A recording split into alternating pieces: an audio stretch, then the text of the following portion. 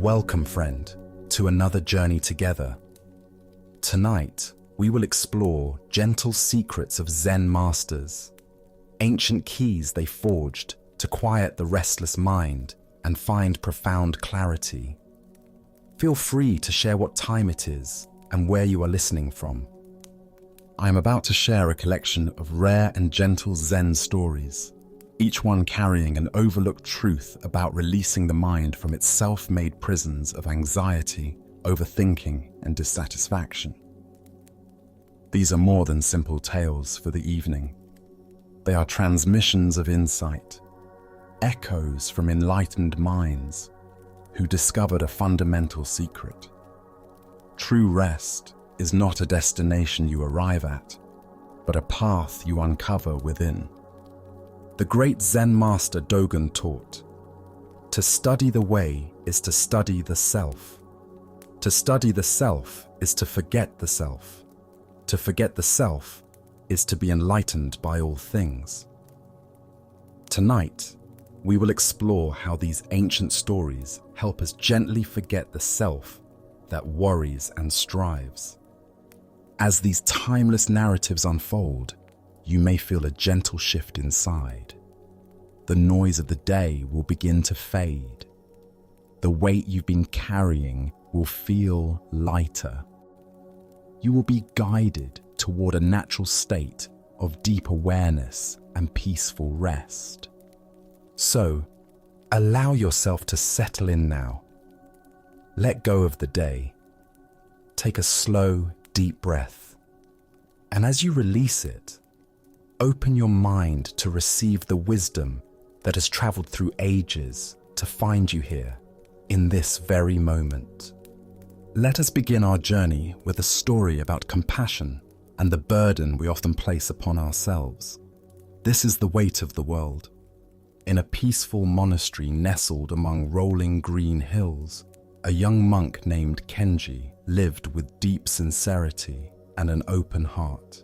Every morning, he would rise before dawn to meditate, and every evening, he would walk the monastery grounds in quiet contemplation. His dedication to practice was evident to all who knew him, yet something troubled his spirit deeply.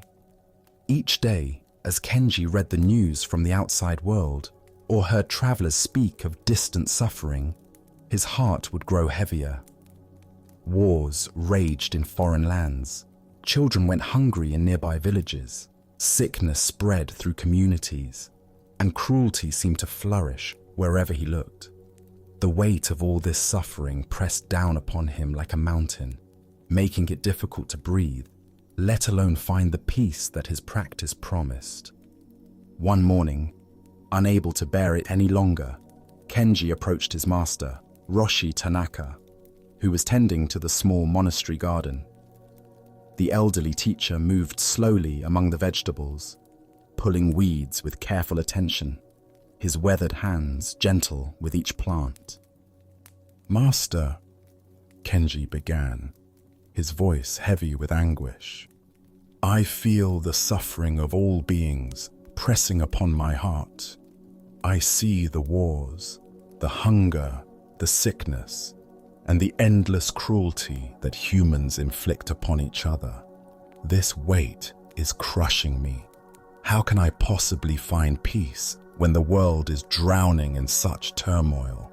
How can I sit in meditation when others are in agony?" Master Tanaka looked up from his radishes, his eyes kind but piercing. Without speaking, he gestured toward a large, smooth river stone that sat at the edge of the garden path.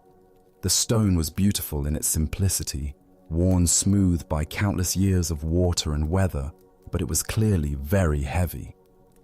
"Pick it up," the master instructed quietly. Though puzzled, Kenji obeyed.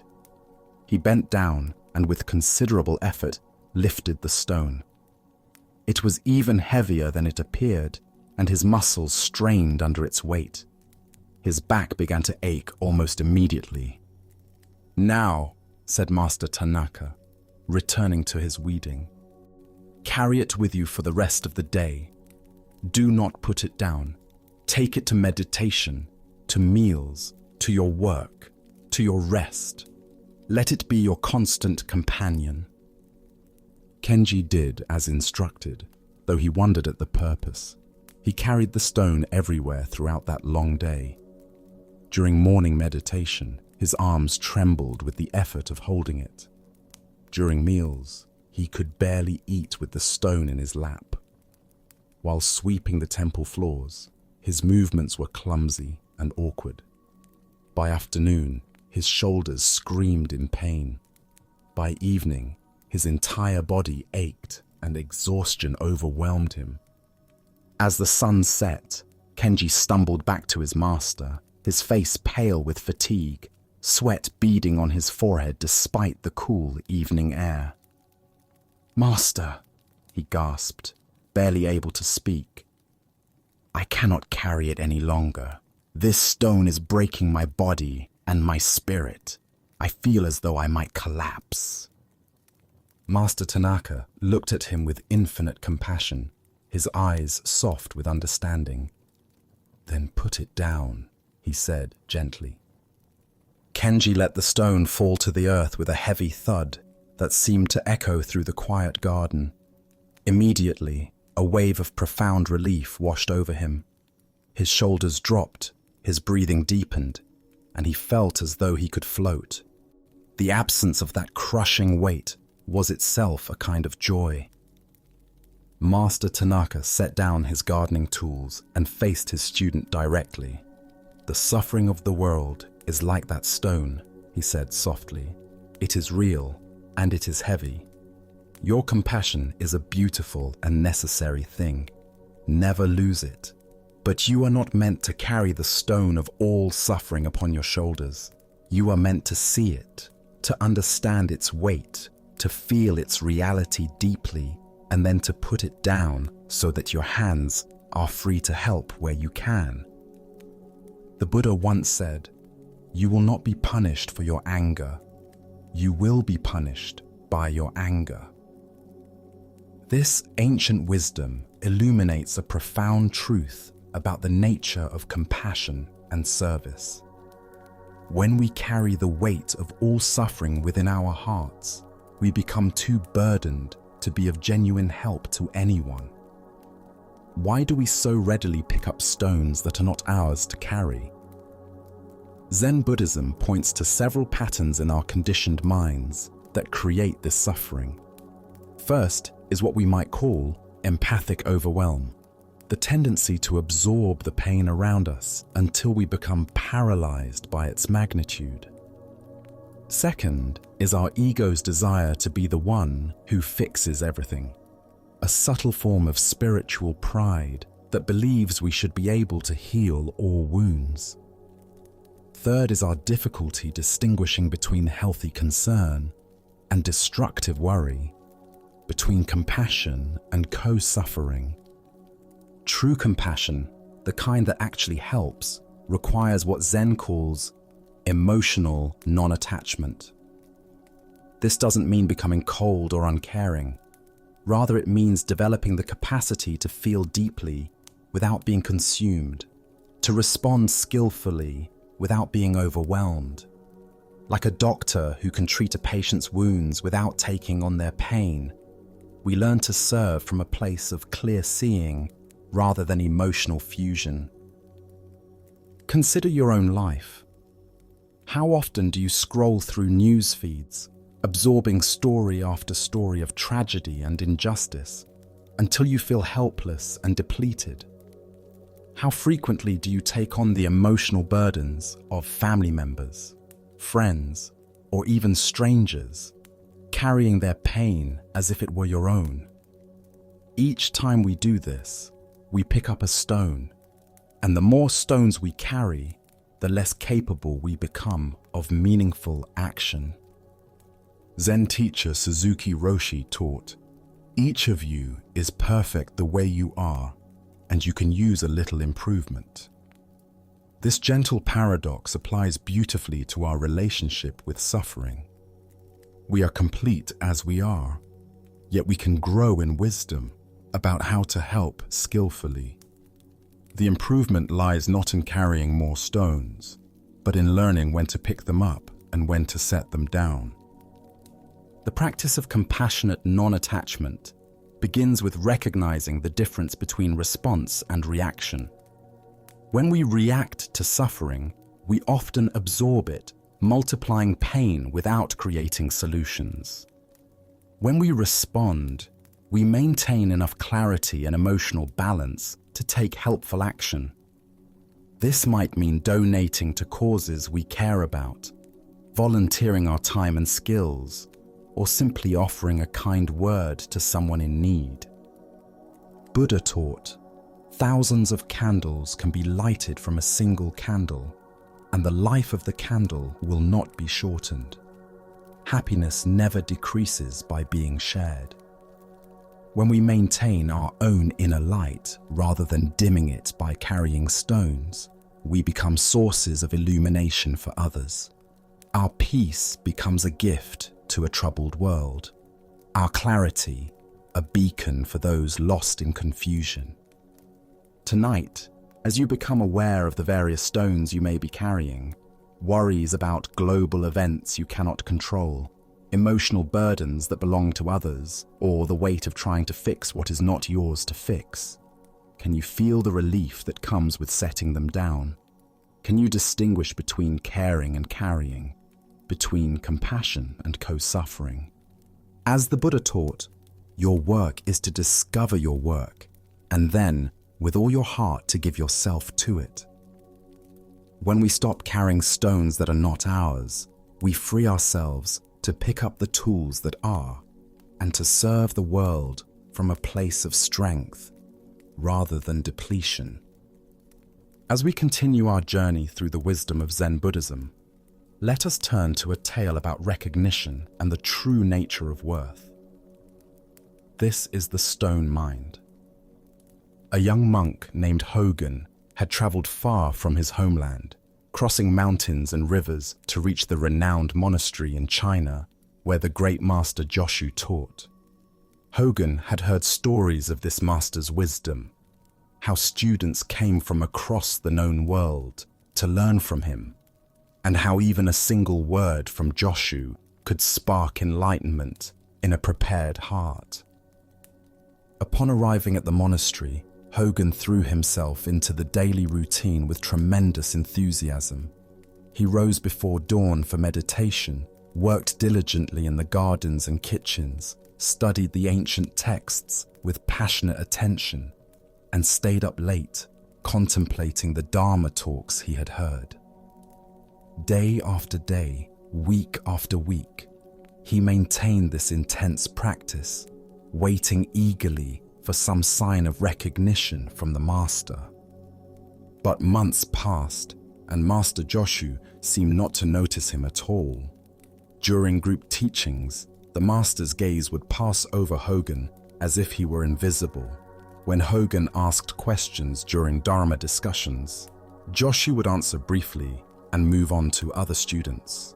There were no private interviews, no special instructions, no acknowledgement of his dedication or progress. Other students, some who had arrived after Hogan, seemed to receive more attention, more guidance, more of the master's precious time. As the seasons changed, Hogan's initial enthusiasm began to transform into frustration and self-doubt. He watched as the master spent long conversations with certain disciples, offered detailed guidance to others, and even shared meals with a select few. Meanwhile, Hogan felt increasingly invisible, as though his presence added nothing to the monastery community. His mind began to create elaborate stories about his unworthiness. Perhaps he wasn't intelligent enough for Joshu's teachings. Perhaps his previous training had been inadequate. Perhaps he lacked some essential spiritual quality that the other students possessed. The more he observed and compared, the more inadequate he felt. Finally, unable to bear the feeling of insignificance any longer, Hogan approached Master Joshu in the garden where the old teacher was sitting quietly among the morning flowers. The master's presence was as serene as always. his attention focused completely on the simple act of breathing. "Master," Hogan began, his voice thick with disappointment and wounded pride. "I have been here for many months, practicing with complete dedication. I have tried to be a good student, to follow the way faithfully. Yet you have given me no personal guidance, no special attention, no recognition of my efforts. I feel like nothing more than a worthless stone lying forgotten in this monastery courtyard. Since I am clearly of no value here, I have decided to leave and seek teaching elsewhere." Master Joshu looked up slowly, his ancient eyes twinkling with something that might have been amusement. He gazed at Hogan for a long moment, then gestured around the courtyard where they sat. Smooth stones of various sizes were arranged in careful patterns, creating pathways and borders, supporting structures, and forming the foundation for garden walls. "You say you are a worthless stone," Joshu replied calmly. "Tell me, do you see these other stones here in the courtyard?" "Yes, Master," Hogan answered, wondering where this was leading. "Do you sit on them when you wish to rest?" the Master asked. "No, Master," Hogan replied, confused. "Do you move them around when they displease you? Do you kick them when you're frustrated? Do you demand that they change their shape or color to suit your preferences?" "No, Master, of course not," Hogan said, beginning to sense that something profound was being revealed, though he couldn't yet grasp what it was. Master Joshu smiled gently, his weathered face creasing with compassion. "Look more carefully at these stones. This entire monastery rests upon them. They ask for nothing, no praise, no recognition, no special attention. They are not praised for their service, yet they support everything. The meditation hall stands because of them. The kitchen functions because of them.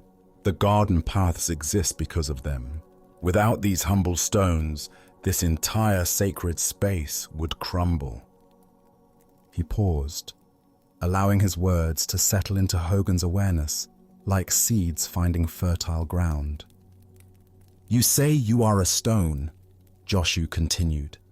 "If you truly understood what it means to be a stone, to support without seeking credit, to serve without demanding recognition, to exist with such fundamental stability that others can build their practice upon your presence, you would already be enlightened."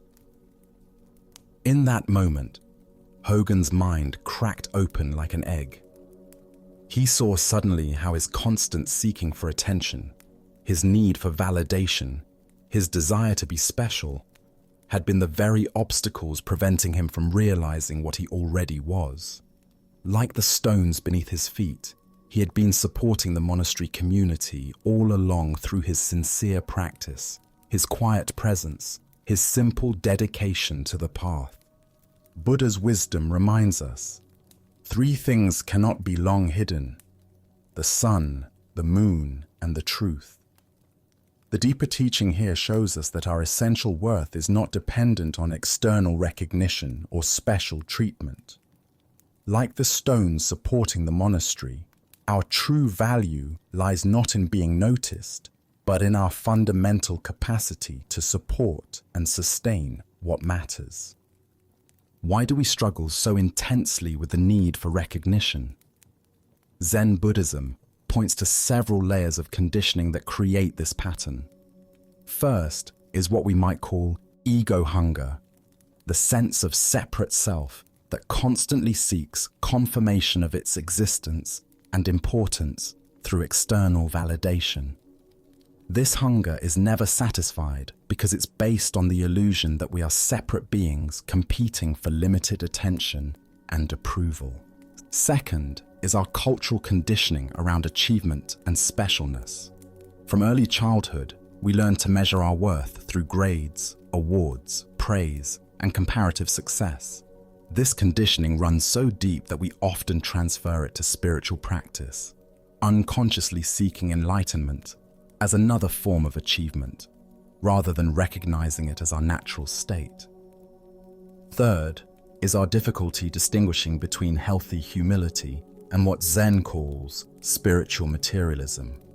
The subtle ways we can turn even the most profound practices into opportunities for ego enhancement.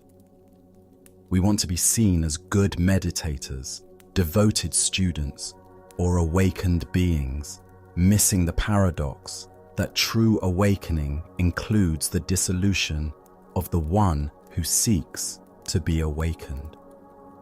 Consider your own experience. How often do you find yourself seeking recognition at work, wanting your efforts appreciated by family members, or hoping for acknowledgement of your contributions to community projects? Notice the subtle tension that arises when others receive praise that you feel you deserve, or when your hard work goes unnoticed while someone else gets credit. This seeking mind creates endless suffering because it places our peace and self-worth at the mercy of other people's attention and approval. Like Hogan in the story, we can spend tremendous energy trying to be noticed while missing the profound value of what we already offer simply by being present and sincere. Zen teacher Dogen wrote, "To study the Buddha way is to study the self. To study the self is to forget the self." This forgetting doesn't mean becoming passive or ceasing to care about our actions. Rather, it means releasing our attachment to being seen as special or different, allowing us to serve from a place of natural fullness rather than ego-driven emptiness. The stone mind represents what Buddhism calls beginner's mind, the willingness to be ordinary, to serve without fanfare, to exist with such fundamental stability that others can rely on our presence. This doesn't mean diminishing ourselves or hiding our gifts. Rather, it means offering them freely without attachment to how they're received. In practical terms, cultivating stone mind means practicing what Zen calls just sitting in daily life. When we work, we simply work fully without seeking applause. When we listen to friends, we listen completely without needing to be seen as good listeners. When we meditate, we just meditate without grasping for special experiences or insights. Tonight, as you consider the various ways you might be seeking recognition or feeling overlooked, can you sense the relief that comes with releasing the need to be special?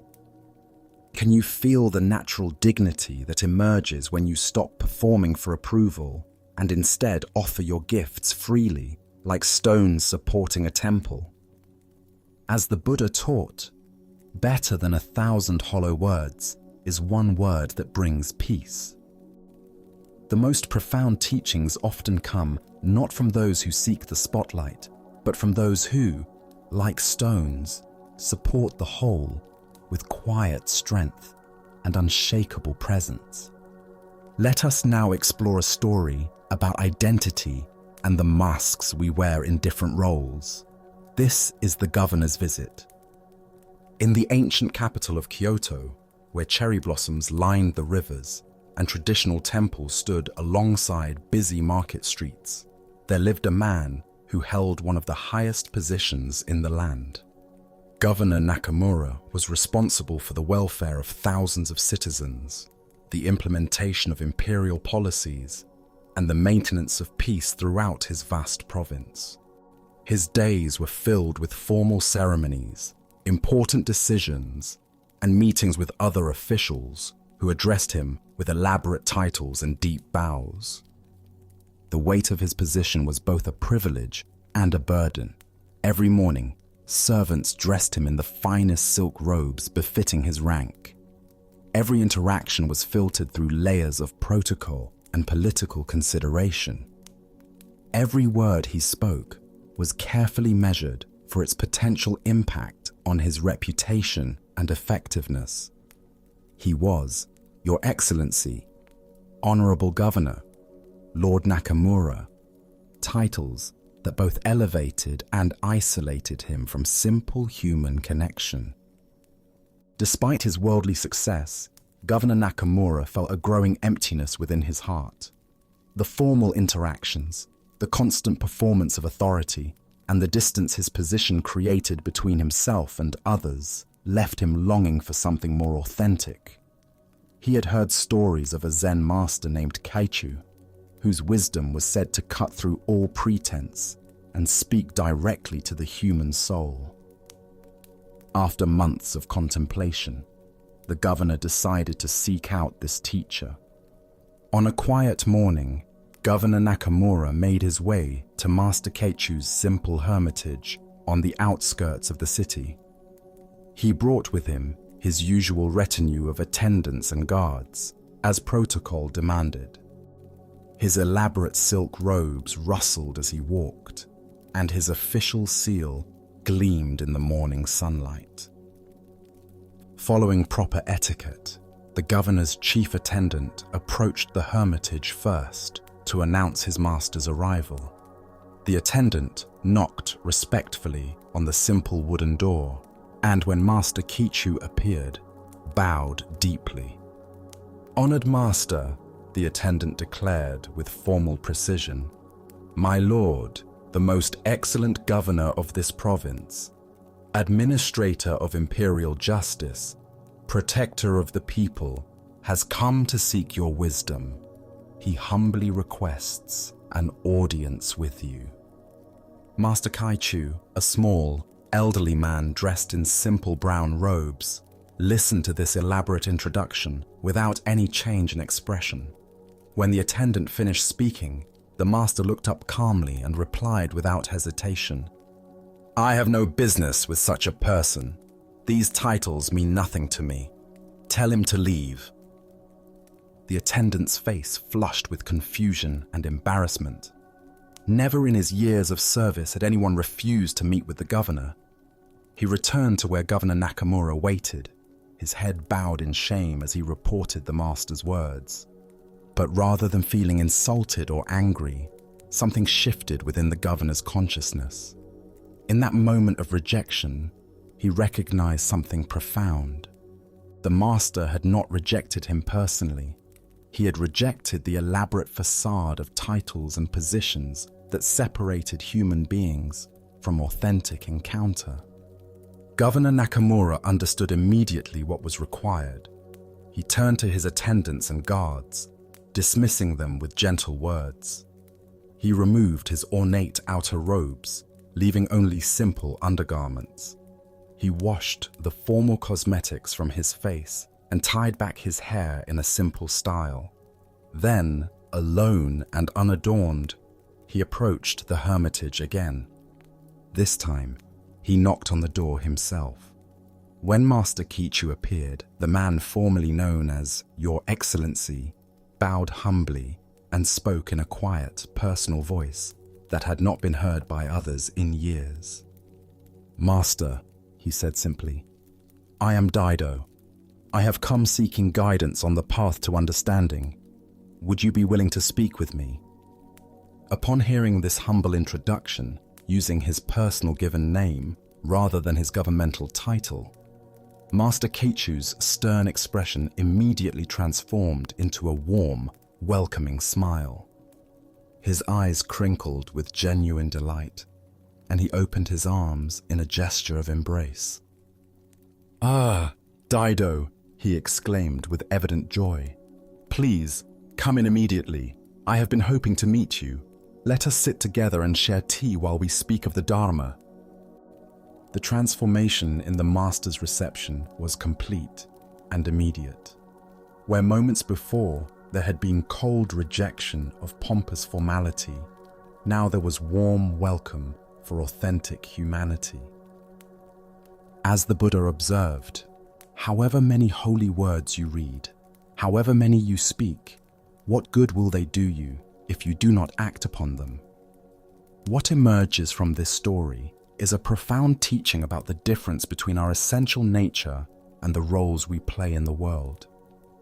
Why do we become so identified with our social roles and titles, that we lose touch with our authentic selves. Zen Buddhism reveals several layers of conditioning that create this pattern. First is what we might call role identification, the gradual process by which we begin to believe that we are the positions we hold, rather than human beings temporarily filling those positions. Over time, we can become so merged with our professional identities, family roles, or social status that we forget the simple person beneath all the layers. Second is our society's emphasis on hierarchical recognition.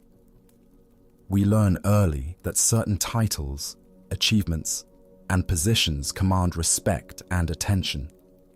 This conditioning can become so strong that we unconsciously believe our worth as human beings is tied to these external markers of success. We begin to introduce ourselves through our accomplishments rather than our essence. Third is what Zen calls face-saving, our attachment to maintaining a particular image or reputation. The more invested we become in how others perceive our roles, the more rigid and defensive we become about maintaining those personas. We build elaborate walls of formality and protocol that, while perhaps necessary for certain functions, can isolate us from genuine human connection. Consider your own life. Notice how differently you feel and behave when you're at work versus at home versus with close friends. While some adaptation to context is natural and appropriate, where might you be hiding behind professional titles, social roles, or family positions in ways that prevent others from knowing who you really are? This pattern shows up in subtle ways throughout our daily interactions. We might introduce ourselves as Dr. Smith rather than Mary, emphasizing credentials over personhood. We might interact with service workers differently when we're dressed professionally versus casually. We might find ourselves speaking differently when we're in positions of authority versus when we're asking for help. The teaching here isn't that social roles are inherently problematic. Governments need governors, hospitals need doctors, families need parents. Rather, it's about maintaining awareness of the difference between the temporary roles we play and our enduring humanity. Master Kaichu wasn't rejecting governance or suggesting that social organization is worthless. He was pointing to the spiritual danger of becoming so identified with external roles that we lose access to our authentic selves. Zen teacher Alan Watts wrote, "We are living in a culture entirely hypnotized by the illusion of time." We might add that we're also hypnotized by the illusion of fixed identity. We believe we are our job titles, our relationship roles, our social positions, when in reality, these are simply temporary costumes we wear while playing our parts in the human drama. The practice of what we might call essential meeting involves learning to recognize and connect with the fundamental personhood in ourselves and others, regardless of the roles and titles that might be present in the interaction. This doesn't mean ignoring appropriate social protocols or abandoning professional boundaries. Rather, it means maintaining awareness of the human being who exists both within and beyond these structures. When Governor Nakamura became simply Daido, he didn't lose his governmental responsibilities or his capacity to serve his province effectively. Instead, he gained access to wisdom and connection that could actually enhance his service by grounding it in genuine humanity rather than mere authority. Tonight, as you reflect on the various roles and identities you carry throughout your day, can you sense the simple person who exists beneath all the titles and positions? Can you imagine what it might feel like to meet others and be met from this place of essential humanity rather than through the filters of social hierarchy? As the Buddha taught, in the end, only three things matter: how much you loved, how gently you lived, and how gracefully you let go of things not meant for you. The titles and positions we hold are among the things we must ultimately let go of. But the love and gentleness we bring to our roles, these arise from our authentic nature and remain with us always. Now let us turn to a story about letting go and the unexpected freedom that comes through loss. This is no water, no moon. Sister Chiyono had been practicing Zen meditation for many years at a mountain monastery where the air was thin and pure, and the silence broken only by the sound of wind through pine trees. She was known among her fellow practitioners for her sincere dedication, her disciplined daily routine, and her genuine desire to awaken to truth. Each morning before dawn, she would sit in meditation. Each day, she would work mindfully in the monastery gardens or kitchen. Each evening, she would study the ancient texts and contemplate the Dharma talks of her teacher. Yet despite years of earnest practice, despite countless hours of sitting meditation, despite her careful attention to every aspect of the monastic life, enlightenment seemed to elude her. She had studied all the classic koans, memorized the essential sutras, and could discuss Buddhist philosophy with considerable sophistication. But the direct, unmistakable realization that her teachers spoke of, that sudden recognition of her true nature, remained beyond her grasp. Other students in the monastery had experienced breakthrough moments. She had witnessed the joy and transformation that came over their faces when understanding dawned. She had heard their expressions of gratitude to the teacher and their descriptions of seeing reality with completely fresh eyes. Yet for Chiyono, practice remained effortful, understanding remained intellectual, and the promised liberation remained a concept rather than a living reality. As seasons passed and years accumulated, Chiyono began to feel a subtle desperation creeping into her practice. She increased her meditation time, hoping that more hours of sitting would force the breakthrough she sought. She analyzed her approach, wondering if she was doing something wrong, missing some crucial instruction, or lacking some essential capacity for awakening. The harder she tried to grasp enlightenment, the more distant it seemed to become.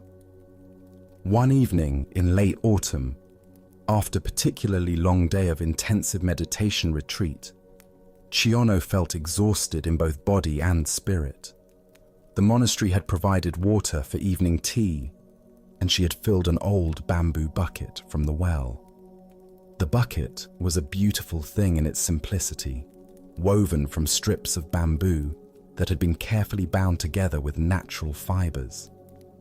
It had served the monastery community for many years, bearing countless gallons of water from the well to the kitchen. As Chiyono carried the full bucket back toward the monastery buildings, she noticed how perfectly the full moon was reflected in the still water surface. The reflection was so clear and complete that for a moment she paused to admire its beauty. The silvery light seemed to dance gently as she walked, creating a moving meditation on the relationship between reality and reflection, between the actual moon above and its image below. But the old bucket had reached the end of its useful life. The bamboo strips had dried and loosened over years of use, and the binding fibers had gradually weakened. As Chiyono walked slowly back through the moonlit courtyard, absorbed in watching the moon's reflection shimmer in the water, the inevitable happened. Suddenly, without warning, the bottom of the bucket gave way completely. The bamboo strips separated, the binding snapped, and the bucket simply fell apart in her hands. In an instant, the water rushed out onto the stone path, splashing her robes and disappearing into the spaces between the courtyard stones.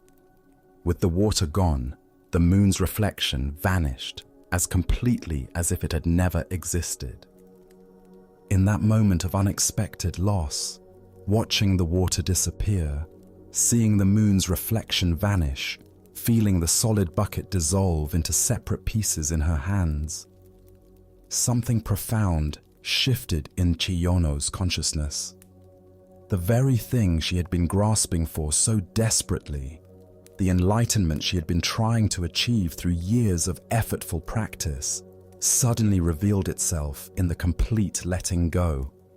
She understood in a flash of recognition that was more certain than anything she had ever known intellectually. The enlightenment she had been seeking was like the moon's reflection in water, beautiful, compelling, but ultimately a reflection of something that was already present. When she stopped trying to hold on to the reflection, when the container of her grasping mind fell apart like the old bucket, what remained was not the image of awakeness, but awake awareness itself. Standing in the moonlit courtyard with broken bamboo strips in her hands and water soaking into the earth at her feet, Chiyono began to laugh. The sound echoed off the monastery walls, a sound of profound relief and joy. That night she composed a poem to capture her realization. With this and that, I tried to keep the pail together, and then the bottom fell out. Where there is no water, there is no moon in the water. Ancient Buddhist wisdom tells us, you are perfect as you are, and you could use a little improvement. This tale unveils the paradox at the heart of all spiritual seeking. The more desperately we grasp for awakening, the more we reinforce the very sense of separation that awakening dissolves. Why do we struggle so intensely with letting go, even when holding on causes suffering? Zen Buddhism points to several deep patterns in our conditioned consciousness. First is what we might call attainment mind, the belief that peace, happiness, or fulfillment exists somewhere other than where we are right now. This creates endless seeking, constantly reaching toward a future state while missing the completeness of present experience. Second is our attachment to method and technique. Like Chiyono trying to keep the bucket together with this and that, we often become so focused on our spiritual practices, our meditation techniques, our philosophical understanding, that we mistake the finger pointing at the moon for the moon itself. The practices become another form of grasping rather than opportunities for letting go.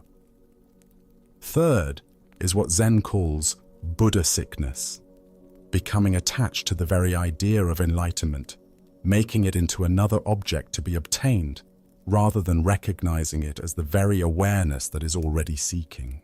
We create elaborate mental constructions about what awakening should look like, how it should feel, what abilities it might bring, and then spend years trying to achieve our own concepts. Consider your own experience with seeking, whether for spiritual understanding, professional success, relationship satisfaction, or personal happiness. Notice how the intensity of wanting often seems to push away what we're reaching for. The job interview goes better when we're not desperate for the position. Relationships flow more naturally when we're not clinging to particular outcomes. Even simple activities like trying to remember a forgotten name work better when we stop efforting and let the answer arise naturally. This principle applies profoundly to spiritual practice. The awakening that traditions like Zen point toward is not a state to be achieved, but the very awareness in which all states arise and pass away. It's not something we can grasp because it's what we already are. It's not somewhere we can go because it's where we already are. The moon's reflection in Chiyono's bucket represents all the spiritual experiences, insights, and states of consciousness that we might collect during practice. These can be beautiful and meaningful, but they are reflections of reality rather than reality itself. When we mistake them for the goal, we become like someone trying to catch the moon by grasping its reflection in water. Zen teacher Shunryu Suzuki said, "In the beginner's mind there are many possibilities, but in the expert's mind there are few." Chiyono's breakthrough came not through accumulating more spiritual knowledge or developing more sophisticated techniques, but through the complete collapse of her efforts to keep the pail together. When her expert mind, with all its strategies, expectations, and spiritual ambitions, fell apart like the old bucket, what remained was the simple awareness that had been present all along. The practice suggested by this story is not to stop meditating or abandon sincere spiritual effort, but to hold all practice lightly. We can sit in meditation without grasping for special experiences. We can study wisdom teachings without trying to collect insights like trophies. We can engage in spiritual community without comparing our progress to others. Most importantly, we can begin to notice when we're trying to keep the pail together, when we're efforting to maintain particular states of mind, forcing spiritual experiences, or grasping for future attainment. In those moments, we can practice what Zen calls just sitting, simply being present without agenda, allowing whatever arises to arise and pass away naturally. Tonight, as you consider what you might be trying to grasp or achieve in your own life, can you sense the relief that might come with letting the bottom fall out? What would remain if you stopped trying to hold together your concepts about who you should be, what you should accomplish, or what your life should look like? As the Buddha taught, letting go gives us freedom, and freedom is the only condition for happiness. True freedom comes not from getting what we want, but from releasing our attachment to wanting itself.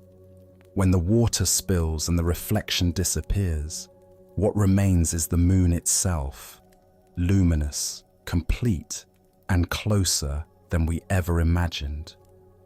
Let us explore a story about the extraordinary nature of ordinary life. This is the real miracle. Master Bankei was renowned throughout Japan for his direct and uncompromising approach to Zen teaching. Unlike many teachers who relied on elaborate rituals, complex philosophical discussions, or dramatic demonstrations of spiritual power, Bankei had a gift for pointing people toward the simple truth that was already present in their immediate experience. His monastery attracted students from many different Buddhist schools, as well as curious visitors who had heard stories of his unconventional wisdom. One day, a practitioner from another Buddhist lineage came to visit Bankei's monastery. This visitor had spent years following a teacher who was famous for his supernatural abilities and miraculous powers. He had witnessed his master perform seemingly impossible feats, healing the sick with a touch, manifesting objects from empty air, and demonstrating psychic abilities that defied ordinary understanding. These experiences had filled the visitor with tremendous reverence for the spiritual path and confidence in his teacher's realization. During the evening Dharma talk, as Master Bankei sat quietly before the assembled community, the visitor could not contain his excitement about sharing the miraculous abilities of his own teacher. When the formal talk concluded and time was given for questions, the visitor stood up eagerly. "Master Bankei," he began, his voice filled with admiration and perhaps a hint of challenge, "I must tell you about my teacher's extraordinary powers.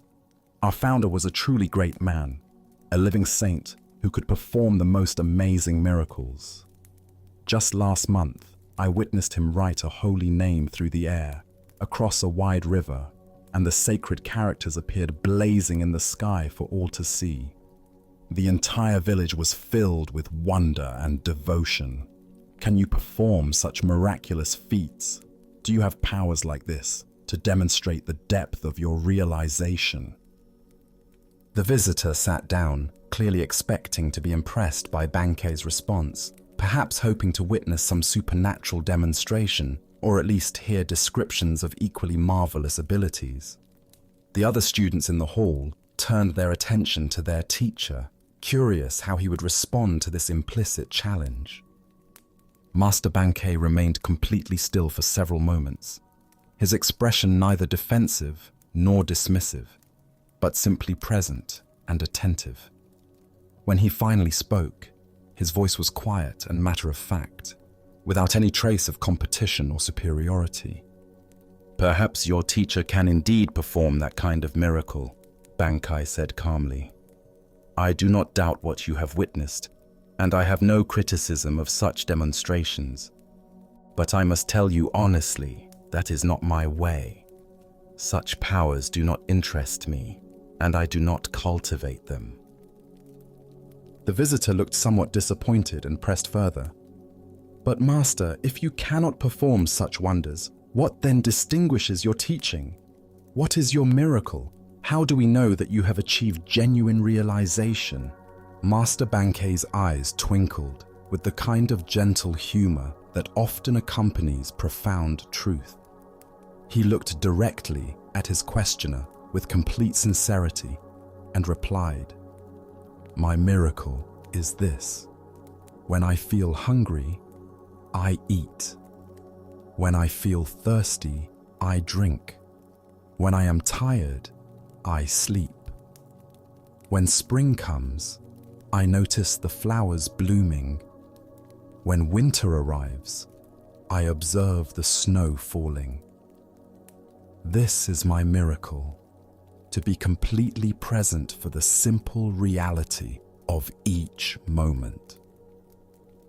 The hall fell into deep silence as the implications of this teaching settled into the awareness of everyone present. The visitor, who had come expecting supernatural demonstrations, found himself confronted with something far more challenging: the invitation to recognize the miraculous nature of his own immediate experience. The Buddha taught, there are only two mistakes one can make along the road to truth: not going all the way and not starting. The heart of this lesson lies in recognizing that the miracle we seek is not hidden in extraordinary demonstrations, but reveals itself in the complete embrace of ordinary experience. Why do we overlook the miraculous nature of our everyday existence? Zen Buddhism reveals several layers of conditioning that blind us to what is always already present. First is what we might call spiritual materialism, the unconscious belief that enlightenment must be dramatic, supernatural, or visibly impressive. We imagine that awakened consciousness should produce extraordinary powers, mystical visions, or at least some obvious signs that distinguish the enlightened from the ordinary. Second is our habituation to the familiar.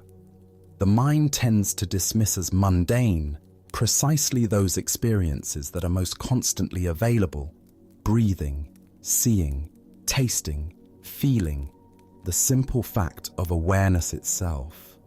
We become so accustomed to these fundamental miracles that we stop recognizing them as miracles at all. It's as if we're fish who have forgotten the water we swim in. Third is our cultural conditioning toward complexity and achievement. We live in a society that values the rare, the difficult, the spectacular. This conditioning seeps into our spiritual seeking, making us believe that profound truth must be complicated, esoteric, or accessible only through years of specialized training. The possibility that ultimate reality might be as simple as feeling hungry and eating challenges our entire framework of how spiritual accomplishment should look. Consider your own experience right now as you engage with these words. Notice the miracle of vision, how marks on a page or patterns of light on a screen somehow transform into meaning in your consciousness. Observe the mystery of understanding, how abstract concepts arise in awareness without any effort on your part. Feel the rhythm of breathing that continues without your direction, the beating of your heart that sustains life moment by moment. These experiences are so ordinary that we typically ignore them completely, yet each one represents a profound mystery that no science can fully explain. How does consciousness arise from matter? How does awareness recognize itself? How does meaning emerge from pattern? These are questions that point to the miraculous nature of the most basic aspects of existence. Master Bankei's miracle of eating when hungry and drinking when thirsty points to what Zen calls natural functioning, the spontaneous responsiveness of awakened consciousness to the needs of each moment. This doesn't mean being reactive or impulsive, but rather developing such intimate attunement to present reality that appropriate action arises naturally without the interference of excessive thinking, second-guessing, or spiritual ambition.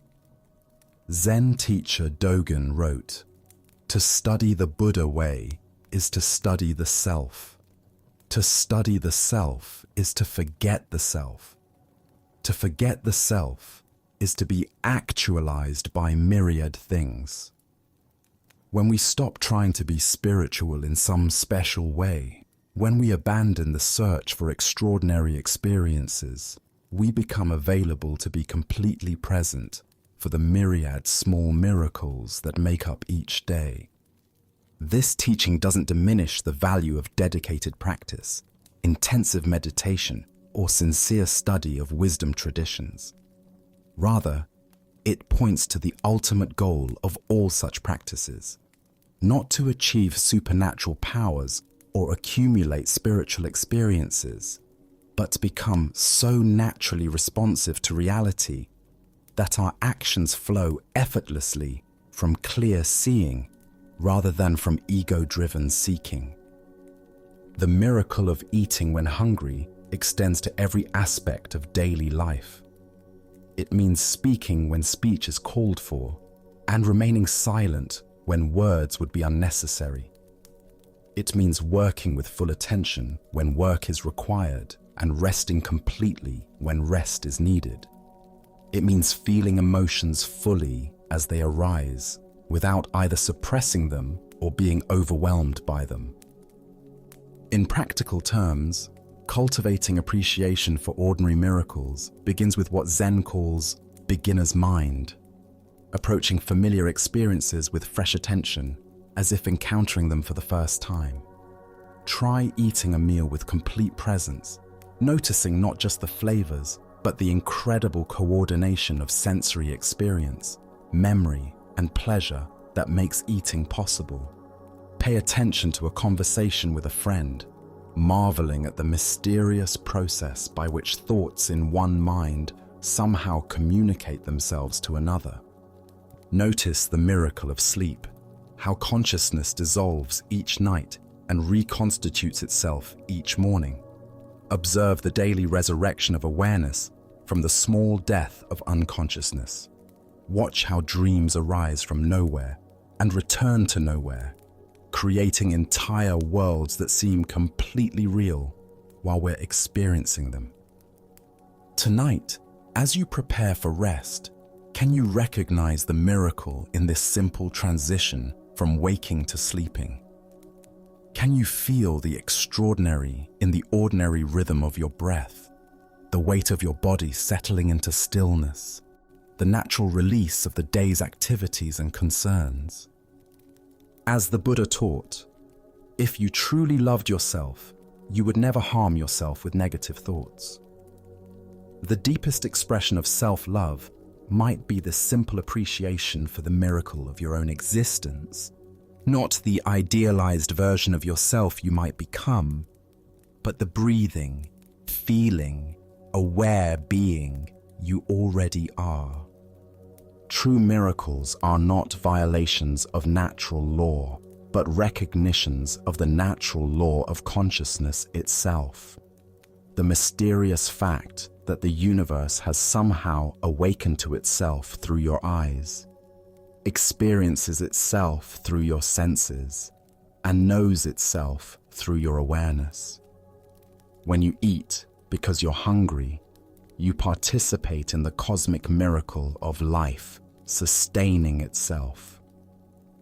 This is Bankei's miracle, and it is yours as well.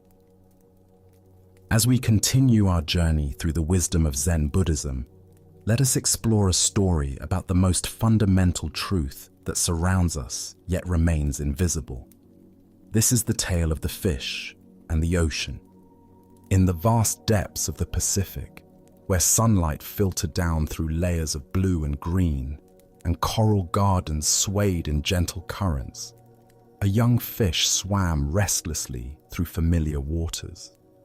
Despite being surrounded by the wonder of ocean life, schools of silver fish moving like liquid metal, sea anemones dancing in the current, and the rhythmic pulse of waves far above, the young fish felt troubled by a persistent question. One day, approaching an ancient sea turtle whose shell bore the scars and wisdom of countless journeys, the young fish asked earnestly, "Elder, I keep hearing other sea creatures talk about something they call the ocean. They speak of it with such reverence, as if it's the most important thing in existence. But I've searched everywhere, and I cannot find this ocean anywhere. What exactly is this mysterious thing everyone talks about?" The old turtle's eyes, deep and patient like tidal pools, regarded the young fish with gentle amusement. "Little one," the turtle replied in a voice worn smooth by decades of storms and calms, "the ocean is this very thing that surrounds you on all sides at every moment." The young fish looked around frantically, darting left and right, swimming up toward the distant surface and down toward the sandy bottom. "But I don't see anything surrounding me. There's nothing here but water and fish and plants and rocks. Where is this ocean you speak of? Why can't I see it?" The turtle settled more comfortably on a bed of soft kelp, understanding that this was a teaching moment that required patience. "Of course you cannot see it, young friend," the turtle explained. "The ocean is both inside and outside of you. You were born in the ocean. You breathe the ocean. You are nourished by the ocean. And one day you will return to the ocean. The ocean flows through your gills and around your body just as naturally as your own scales cover your skin. It is so much a part of you that it has become invisible." The young fish paused, beginning to sense something vast and fundamental that had been present all along but remained unnamed. "You mean this water I swim through is the ocean?" "Yes," the turtle confirmed. "You have never been separate from it, not for a single moment of your existence. As the Buddha observed, all conditioned things are impermanent. Strive on with awareness." This ancient wisdom illuminates our relationship with the Tao, the fundamental flow of existence that permeates everything, yet remains largely unnoticed in our daily lives. What emerges from this story is a profound teaching about the nature of spiritual blindness. Like the fish who cannot see the ocean, we live immersed in the sacred, but fail to recognize it because it is too close, too constant, too fundamental to our existence to register as separate from ourselves. Why do we struggle to perceive the Tao, this universal flow that sustains and surrounds us?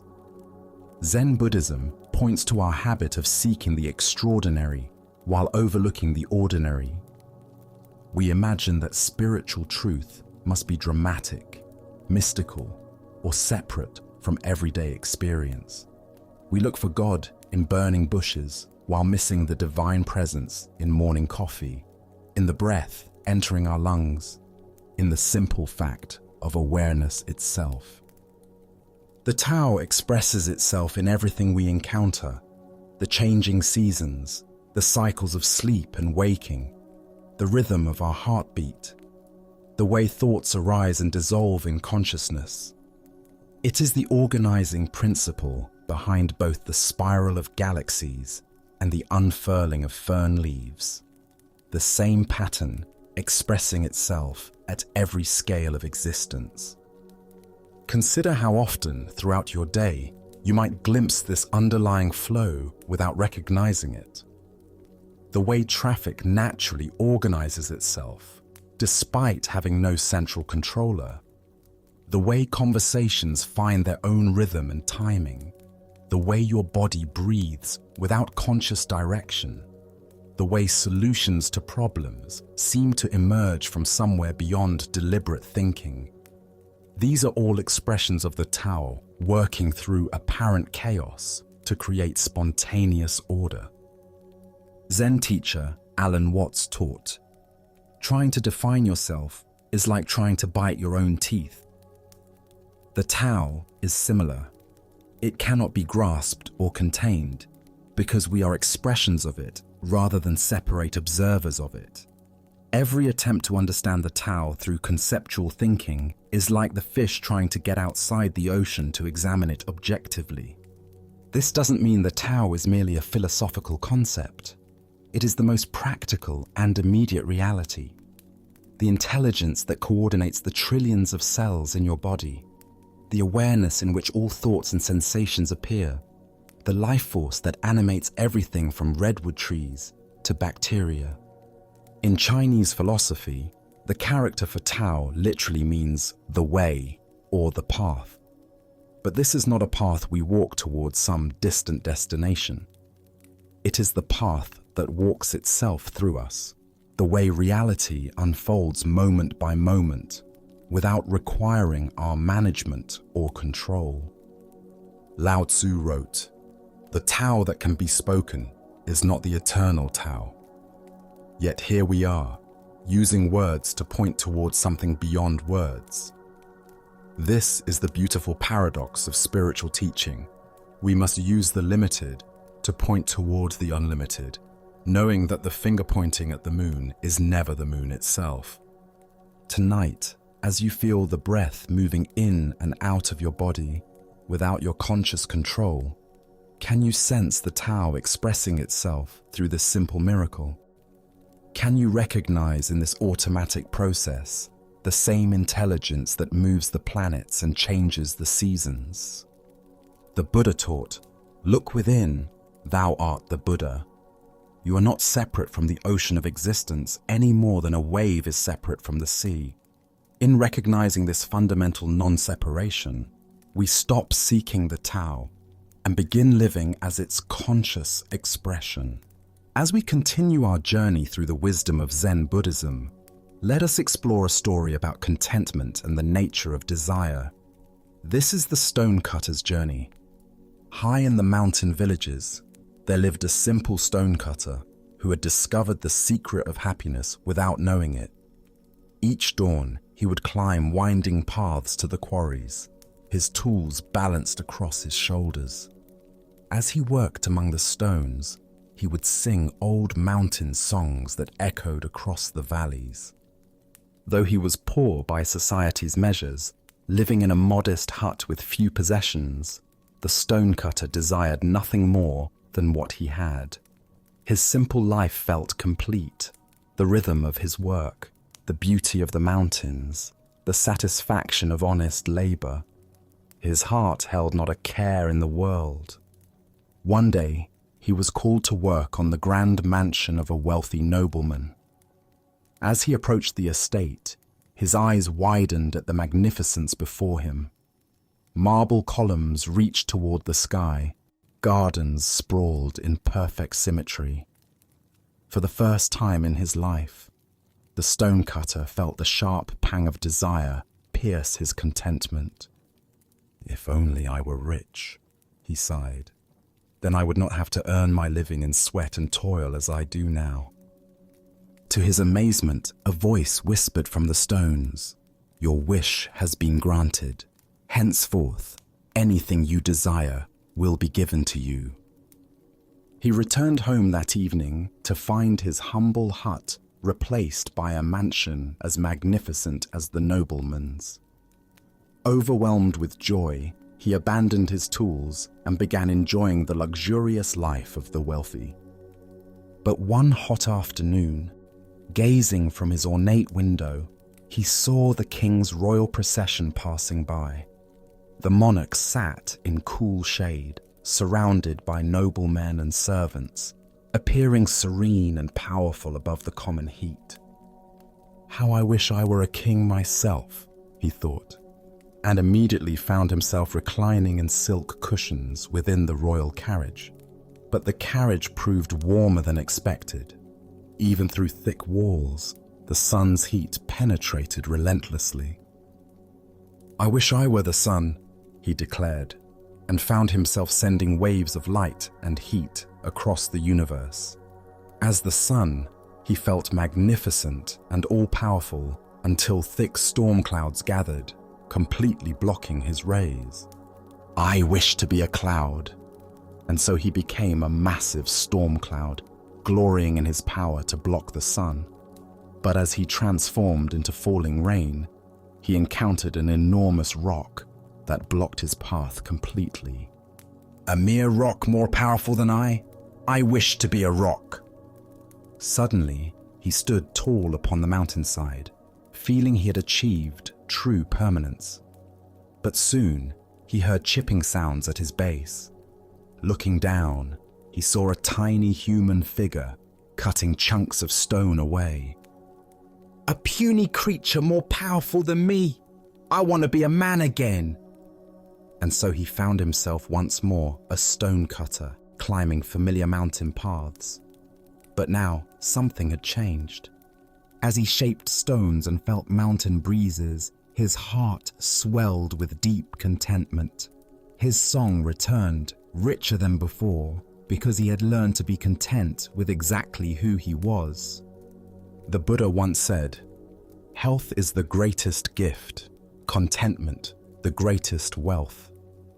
This ancient wisdom illuminates the endless cycle of wanting that keeps us from recognizing the abundance already present in our lives. Why do we chase after different conditions, always believing happiness lies in the next transformation? Each desire fulfilled only reveals the next desire, creating an endless cycle of dissatisfaction. The stonecutter's journey reveals the futility of seeking happiness through external circumstances. Consider your own versions of this cycle. "I'll be happy when I get promoted," only to discover new stresses. "I'll be content with more money," only to find greater wealth brings new worries. Each achievement reveals the next mountain to climb. Zen teacher Suzuki Roshi said, "Each of you is perfect the way you are, and you can use a little improvement."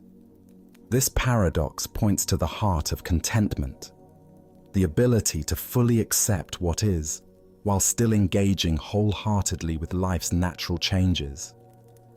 The stonecutter's final transformation wasn't into something greater, but into appreciation for what he had always been. His work remained the same, but his relationship to life was completely transformed. Contentment isn't found in having different experiences, but in bringing different awareness to whatever experiences arise. Tonight, as you notice the mind's habitual reaching toward what's not here, can you experiment with the stonecutter's final wisdom? Can you find the song that emerges when you stop trying to be anything other than what you are? As the Buddha taught, contentment is natural wealth, luxury is artificial poverty. The greatest transformation available isn't becoming something different, but recognizing the inherent completeness of what we already are. Our next story reveals the difference between knowledge and true awareness. This is the tale of the teacher who thought he had arrived. After a decade of intensive training under various masters, studying countless texts, and dedicating himself wholly to Zen practice, a monk named Tenno finally achieved what he had long sought: recognition as a qualified teacher. His understanding of Buddhist philosophy was profound. His meditation practice was deep and stable, and his ability to guide others had been tested and approved. He received the formal acknowledgement that he was ready to teach the Dharma and help others along the path of awakening. Proud of his accomplishment and eager to learn from one of the most renowned masters of his time, Tenno decided to visit the famous Zen master Nan-in. The older teacher's reputation for wisdom and insight was legendary throughout the region, and Tenno looked forward to engaging in deep Dharma discussions and perhaps receiving some final polishing of his understanding. It was a rainy day when Tenno made his pilgrimage to Nanin's temple. The roads were muddy and slippery, puddles reflected the grey sky, and the steady rainfall required him to carry an umbrella to stay dry. When he reached the temple, he carefully removed his wooden clogs and placed them on the covered porch along with his umbrella, just as custom dictated. He arranged his outer robes, composed himself properly, and entered the temple to meet the great master. Nan-in received him graciously, bowing with the respect due to a fellow teacher while maintaining the dignity of his greater experience. They sat together in the simple receiving room, and Tenno expected their conversation to focus on sophisticated points of doctrine, subtle aspects of meditation technique, or perhaps the challenges of guiding students. Instead, after the initial pleasantries, Nanin asked what seemed like an absurdly mundane question. "I noticed you left your wooden clogs and umbrella on the porch when you entered. Tell me, did you place your umbrella to the left of your shoes or to the right?" Tenno was caught completely off guard. Of all the profound topics they could discuss, why was this renowned master asking about such a trivial detail? He tried to recall the moment he had arranged his belongings, but realized with growing dismay that he had no idea. He had been so focused on the importance of this meeting, so preoccupied with the impressive conversation he expected to have, that he had performed the simple act of arranging his belongings in complete unconsciousness. I don't know," Tenno admitted, his voice barely above a whisper. In that moment of confession, the full implications of his ignorance became clear to him. Here he was, a certified teacher of mindfulness and awareness, and he couldn't even remember a simple action he had performed just minutes earlier. Nanin smiled with infinite compassion, not mockery. "Then you have not yet attained full awareness," he said gently. "Someone who is truly awake pays complete attention to every moment, every action, every detail of experience. The way you arrange your belongings reflects the same quality of attention you bring to meditation, to teaching, to all of life." In that instant, Tenno's pride in his accomplishments crumbled, replaced by a humbling recognition of how much deeper his practice needed to go. He understood that true awareness isn't something you achieve once and then possess forever. It's a quality of attention that must be cultivated and maintained in every single moment, in the most ordinary activities as well as the most exalted spiritual practices. Without hesitation, Tenno requested to become Nanin's student. For the next 10 years, he studied under the master's guidance, learning to bring the same quality of conscious attention to placing his shoes that he brought to formal meditation, to treat the arrangement of an umbrella with the same reverence he showed to sacred texts. When he finally left Nanin's temple, he was a completely different kind of teacher, one who understood that enlightenment is not a destination, but a way of traveling, not an achievement, but a continuous practice of complete presence. As the Buddha observed, If you want to know your past, look at your present condition. If you want to know your future, look at your present actions. What emerges from this story is the recognition that true spiritual development is measured not by our peak experiences, but by the quality of attention we bring to ordinary moments. Why do we assume that enlightenment exists only in special circumstances, formal practices, or elevated states of consciousness? Zen Buddhism teaches that awakening is found precisely in our ability to be fully present for whatever is actually happening, whether it's sitting in meditation or simply placing an umbrella beside our shoes. Tenno's mistake was common among spiritual practitioners. He had developed the ability to be mindful during designated practice periods, but hadn't yet learned to extend that same quality of awareness to everyday activities. He could be present while sitting in meditation, but unconscious while performing simple tasks. This split between spiritual activities and ordinary activities is one of the most subtle traps on the path of awakening. We imagine that consciousness is something we turn on during meditation and turn off during mundane tasks. But true practice integrates awareness into every aspect of life. Consider your own daily routine. How present are you while brushing your teeth, making coffee, or putting on your shoes? Do you perform these activities with the same quality of attention you might bring to more important tasks? The gap between formal practice and informal practice often reveals where our awareness needs to deepen. Zen Master Dogen taught, "Practice and enlightenment are one." This means that the quality of consciousness we cultivate in any moment is both the path and the destination. There's no separation between developing awareness and being aware. Every moment offers a complete opportunity for awakening. Nanin's question wasn't about umbrellas and shoes. It was about whether Tenno's spiritual development had penetrated into the cellular level of his daily existence. Could he maintain the same presence while performing unconscious habits that he brought to conscious spiritual practice? The Buddha said, "Mindfulness is the path to the deathless. Heedlessness is the path to death. Those who are mindful do not die. Those who are heedless are as if dead already." True aliveness is found in complete presence, and complete presence can be cultivated in any activity, no matter how simple or mundane. Look deeply at your own relationship between formal practice and daily life. Where do you treat certain activities as worthy of attention, while others are performed on autopilot?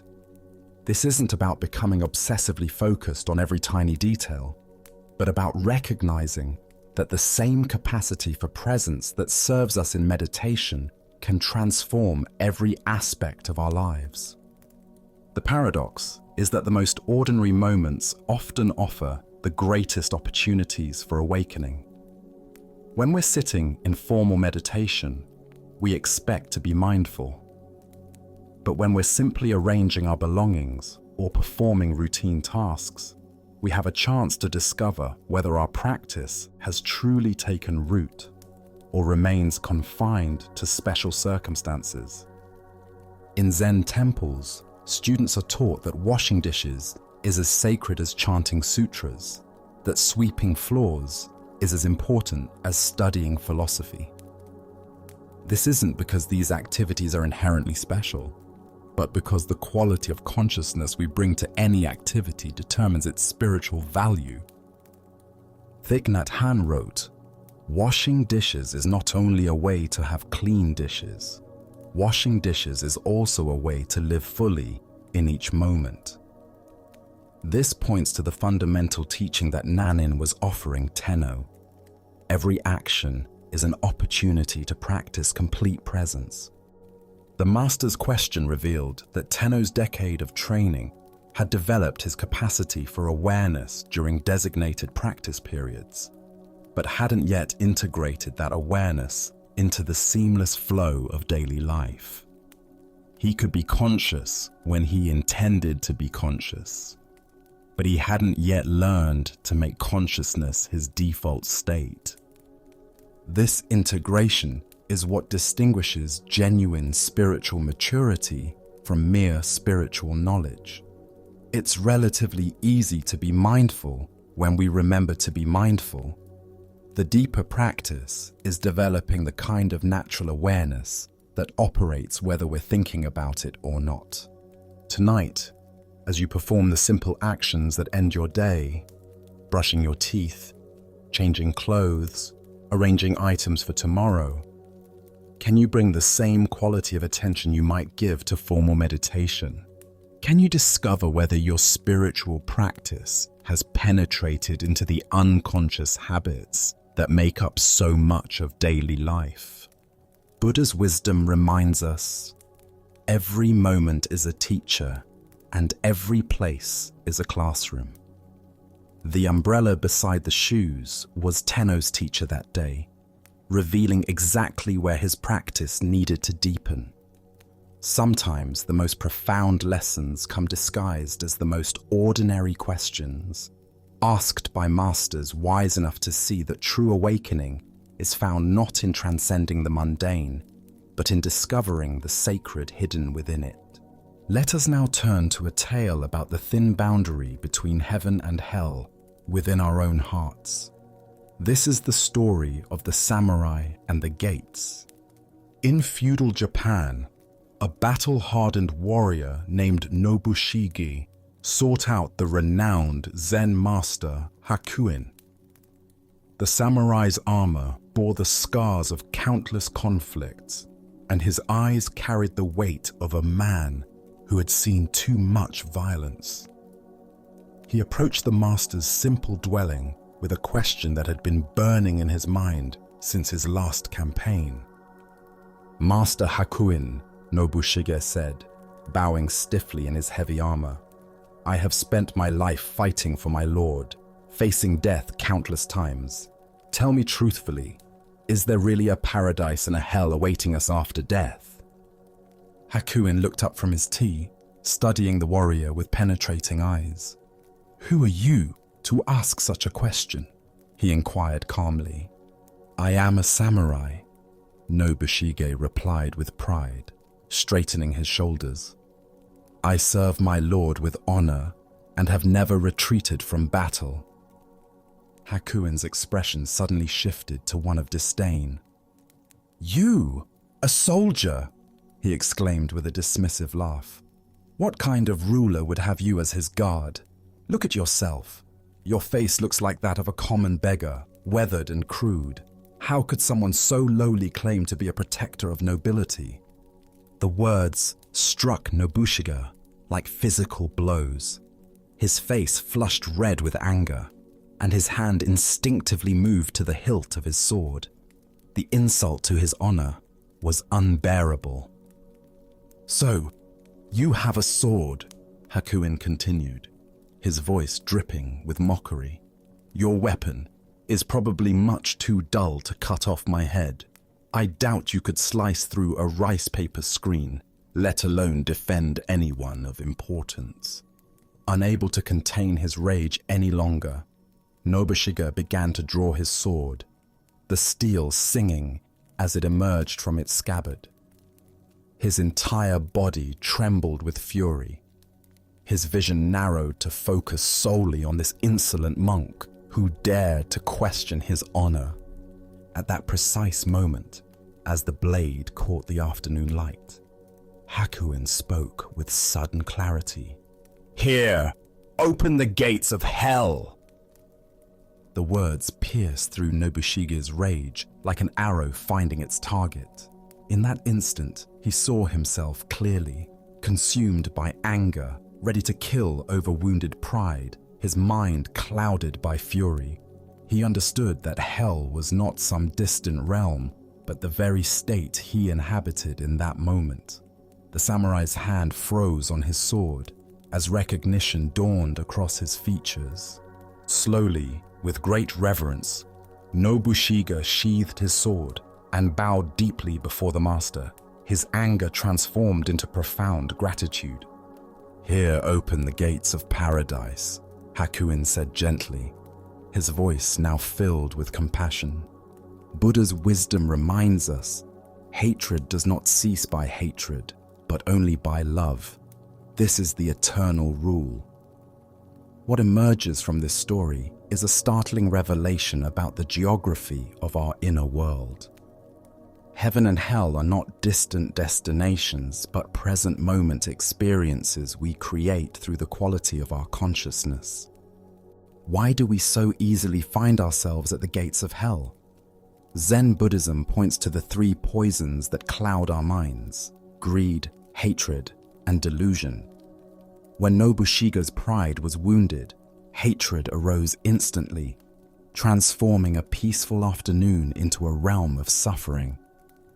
His entire reality shifted from curiosity about the afterlife to murderous rage in mere moments. The deeper teaching here shows us that we carry within ourselves the capacity for both states. Paradise and hell are not places we go to after death. They are experiences we inhabit while living. Each moment offers us the choice between the hell of reactivity and the paradise of awareness. Consider how often throughout your day similar transformations occur. A critical email arrives, and suddenly your peaceful morning becomes a realm of anxiety and resentment. Someone cuts you off in traffic, and the spaciousness of your drive contracts into a tight knot of irritation. A thoughtless comment from a colleague, and your contentment dissolves into hurt feelings and defensive thoughts. In Zen practice, we cultivate the capacity to recognize these moments of transition. Like Nobushige drawing his sword, we learn to catch ourselves at the very moment we're about to enter hell through our reactions. This recognition itself becomes the key that opens the gates of paradise. Zen master Huangpo taught, "The foolish reject what they see, not what they think. The wise reject what they think, not what they see."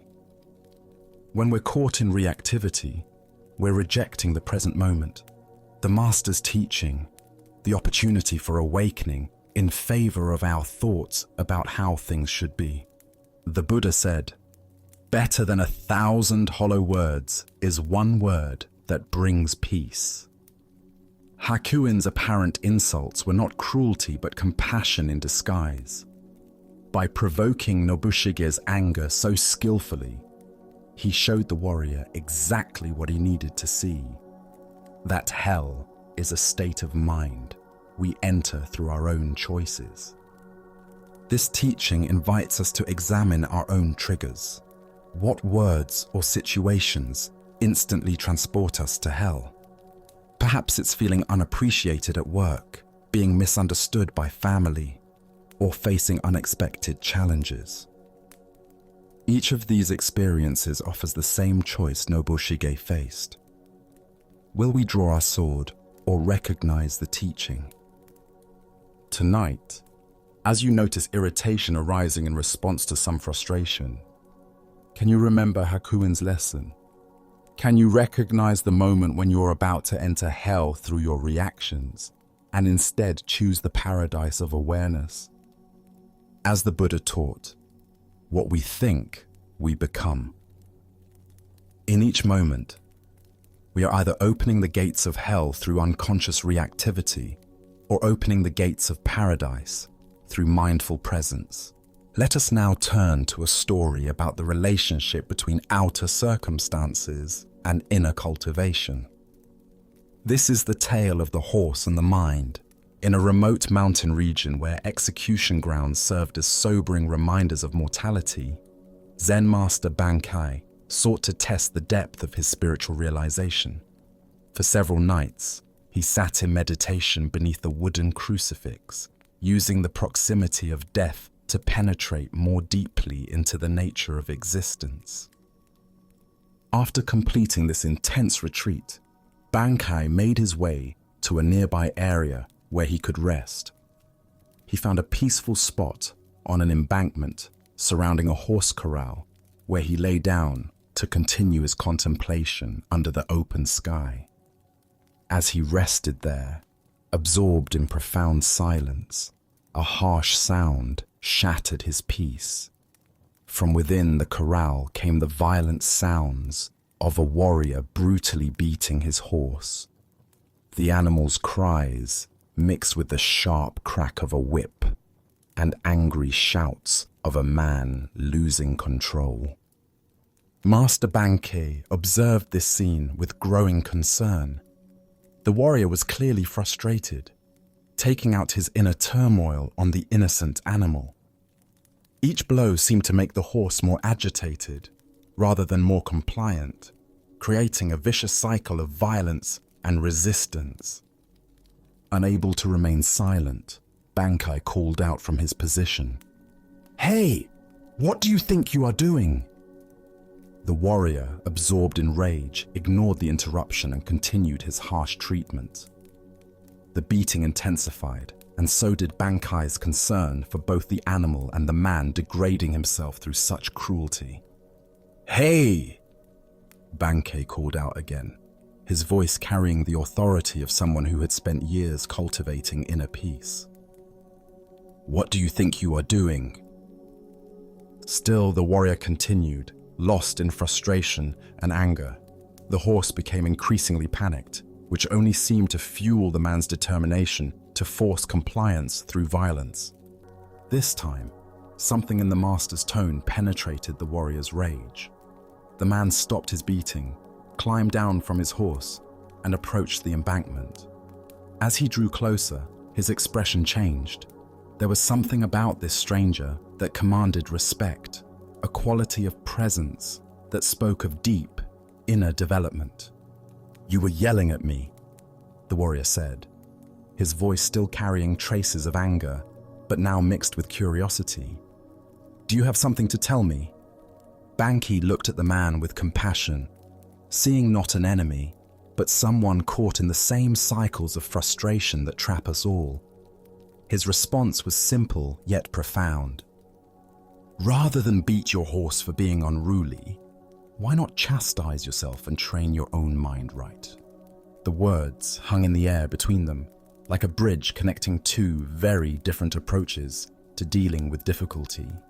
The warrior had been trying to solve his problem through external force and control. Bankei was pointing to an entirely different possibility. As the Buddha observed, conquer anger with non-anger, conquer badness with goodness, conquer meanness with generosity, conquer dishonesty with truth. This teaching captures the essence of what Bankei offered the frustrated warrior. The recognition that our external struggles mirror our internal state. What emerges from this story is the profound insight that we cannot successfully force the world to conform to our expectations through aggression or control. The warrior's approach, beating the horse into submission, represents how we often try to manage difficult circumstances in our own lives. We become frustrated with external conditions and respond with force, criticism, or manipulation, never recognizing that the real work lies within. Why do we instinctively blame external circumstances for our frustration? Buddhist psychology explains that the untrained mind seeks to maintain its comfort by controlling its environment, rather than developing the flexibility to respond skillfully to whatever arises. This creates what Zen calls pushing the river, exhausting ourselves, trying to force reality to match our preferences. Consider how this pattern manifests in daily life. The computer that crashes during an important project becomes the target of our anger, when the real issue is our attachment to having technology work perfectly. The traffic jam that makes us late triggers road rage, when the actual problem is our expectation that travel should always be smooth. The family member who doesn't respond to our advice becomes the focus of our frustration, when the deeper issue is our need to control others' choices. In each case, we're like the warrior beating the horse, applying force to external circumstances while ignoring the internal conditions that create our suffering. The horse represents the uncontrollable aspects of life: other people's behavior, natural events, technological failures, and the inherent unpredictability of existence. Zen teacher Pema Chodron writes, "You are the sky, everything else is just the weather." This points to the same truth Bankei offered the warrior. Instead of trying to control the weather of external circumstances, we can develop the spacious awareness that remains calm regardless of conditions. The real training involves learning to work with our own minds, rather than trying to force compliance from the world around us. This doesn't mean becoming passive or accepting harmful situations, but rather approaching challenges from a place of inner stability rather than reactive frustration. Buddhist practice offers specific techniques for this internal training. Mindfulness meditation teaches us to observe our reactive patterns without being swept away by them. Loving kindness practice develops compassion for ourselves and others when things don't go as planned. Contemplation of impermanence helps us accept the changeable nature of all conditions. Tonight, as you encounter the inevitable frustrations of daily life, can you remember Bankai's teaching? When you find yourself wanting to beat the horse of difficult circumstances, can you pause and ask, what would it mean to train my own mind instead? Buddha's wisdom teaches us, hatred is never appeased by hatred in this world. By non-hatred alone is hatred appeased. This is a law eternal. The path to peace lies not in conquering external conditions, but in cultivating the inner qualities that remain stable, regardless of what the world presents. Let us continue our journey with a story about maintaining inner balance regardless of external circumstances. This is the teaching of Master Hakuin and the power of, is that so? Master Hakuin lived in a small village where he was deeply respected for his wisdom, compassion, and exemplary character. For decades, he had maintained a reputation as a pure and enlightened teacher, someone who had transcended ordinary human weaknesses and embodied the highest spiritual ideals. Villagers often brought their problems to him, seeking guidance and inspiration from his teachings and his impeccable way of life. In this same village lived a beautiful young woman whose family was well known and respected. When she became pregnant outside of marriage, her condition caused a scandal that rippled through the tight-knit community. Her parents were furious and demanded to know who was responsible for bringing such shame upon their family. At first, the young woman refused to reveal the father's identity. She was protecting someone she loved, someone whose reputation and future would be destroyed if the truth came out. But as her parents' anger intensified and the pressure became unbearable, she made a desperate decision.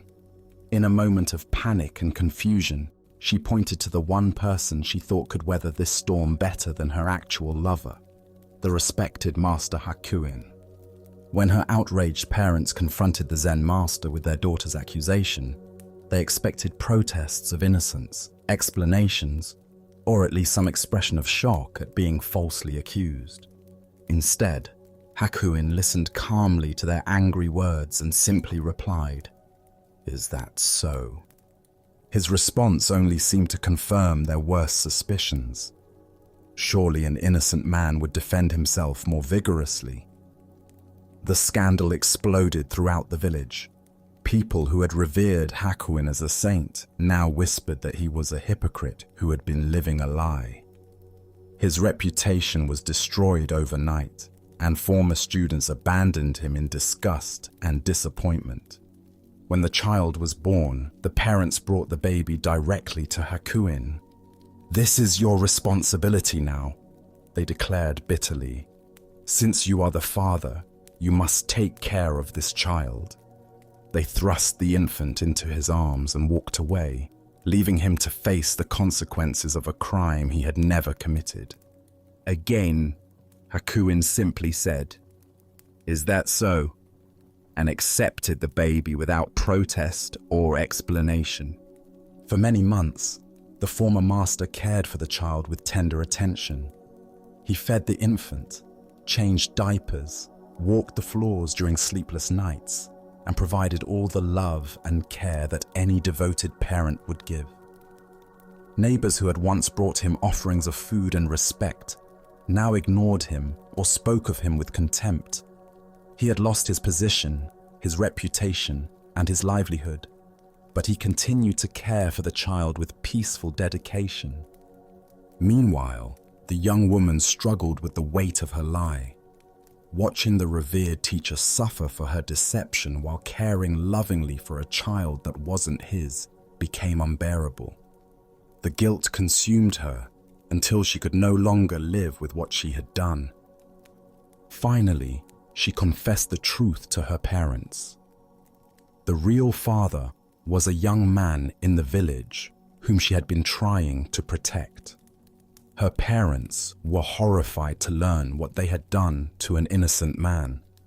They rushed to Hakuin's simple dwelling with profuse apologies. "Master, we have wronged you terribly," they said, bowing deeply. "Our daughter has confessed that you are not the father. We know now that you have suffered unjustly for our mistake. Please forgive us and allow us to take the child back to its real family."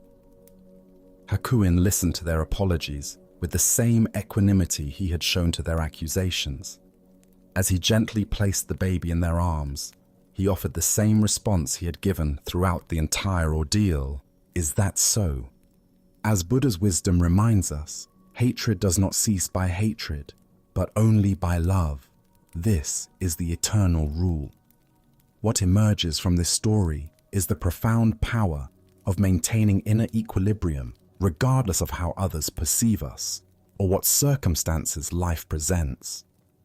Why do we allow external events and other people's opinions to determine our inner state?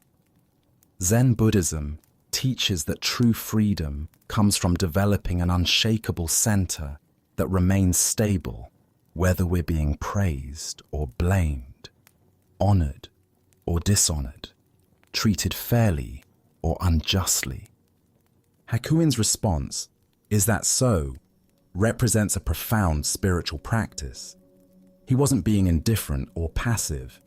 He was demonstrating the ultimate non-attachment to reputation, status, and even justice itself. His consistent response showed that his sense of worth and purpose came from within rather than from external validation. Consider how differently most of us would react to false accusations, public humiliation, and complete loss of reputation. The natural human response is to defend ourselves, to fight against injustice, to demand that others see the truth. But Hakuin's approach reveals another possibility, meeting all circumstances with the same peaceful acceptance. This doesn't mean we should never defend ourselves or that we should passively accept all injustices. Hakuin's teaching is more subtle. He shows us that our inner peace doesn't have to depend on external circumstances being fair or favorable. We can maintain our center regardless of how the world treats us. The Buddha taught, "You will not be punished for your anger, you will be punished by your anger." Hakuin's equanimity protected him from the additional suffering that would have come from resentment, self-pity, or desperate attempts to restore his reputation. While the situation was undoubtedly challenging, he didn't compound the difficulty with emotional resistance. Look deeply at your own reactions to criticism, misunderstanding, or unfair treatment. How much of your suffering comes from the actual events, and how much comes from your mental and emotional responses to those events? Hakuin's example suggests that we have far more control over the second source of suffering than the first. Tonight, as you encounter whatever judgments, misunderstandings, or unfair treatments life may bring, can you remember Master Hakuin's peaceful, "Is that so?" Can you find the space between what happens to you and how you respond, discovering that your inner peace need not be held hostage by external circumstances? Buddha's wisdom teaches us, peace comes from within. Do not seek it without. True spiritual development isn't measured by how well life treats us, but by how gracefully we can meet whatever life brings, maintaining our compassion, dignity, and inner tranquility, regardless of whether the world recognizes our worth or understands our true nature. Now, let us explore a story about the paradoxical nature of spiritual seeing and the limits of conceptual understanding. This is the teaching of 3 strikes and deeper vision.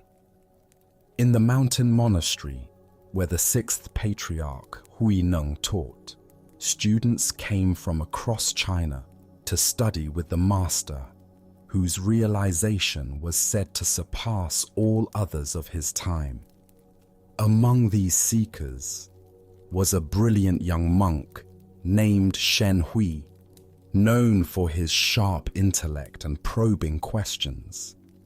Unlike many students who approached the patriarch with humble requests for basic instruction, Shen Hui often challenged the master with sophisticated philosophical inquiries. One afternoon, as golden sunlight streamed through the monastery windows and the air carried the peaceful sounds of monks going about their daily practice, Shen Hui found the 6th patriarch sitting quietly in the main hall. The master's posture was perfectly still, his breathing soft and natural, his expression serene yet alert, the embodiment of meditation in action. Seeing an opportunity to test his understanding against the master's realization, Shen Hui approached with a question that had been forming in his mind during his own meditation practice. The nature of perception during spiritual practice had become a source of great curiosity and confusion for him. "Hi, Master," Shen Hui said, bowing respectfully but speaking with the confidence of someone who believed his question particularly insightful. "When you sit in meditation, do you see or not?" To Shen Hui, this seemed like a perfectly reasonable inquiry into the mechanics of enlightened awareness. Did awakened consciousness involve special kinds of seeing? Did meditation reveal mystical visions or higher perceptions unavailable to ordinary minds?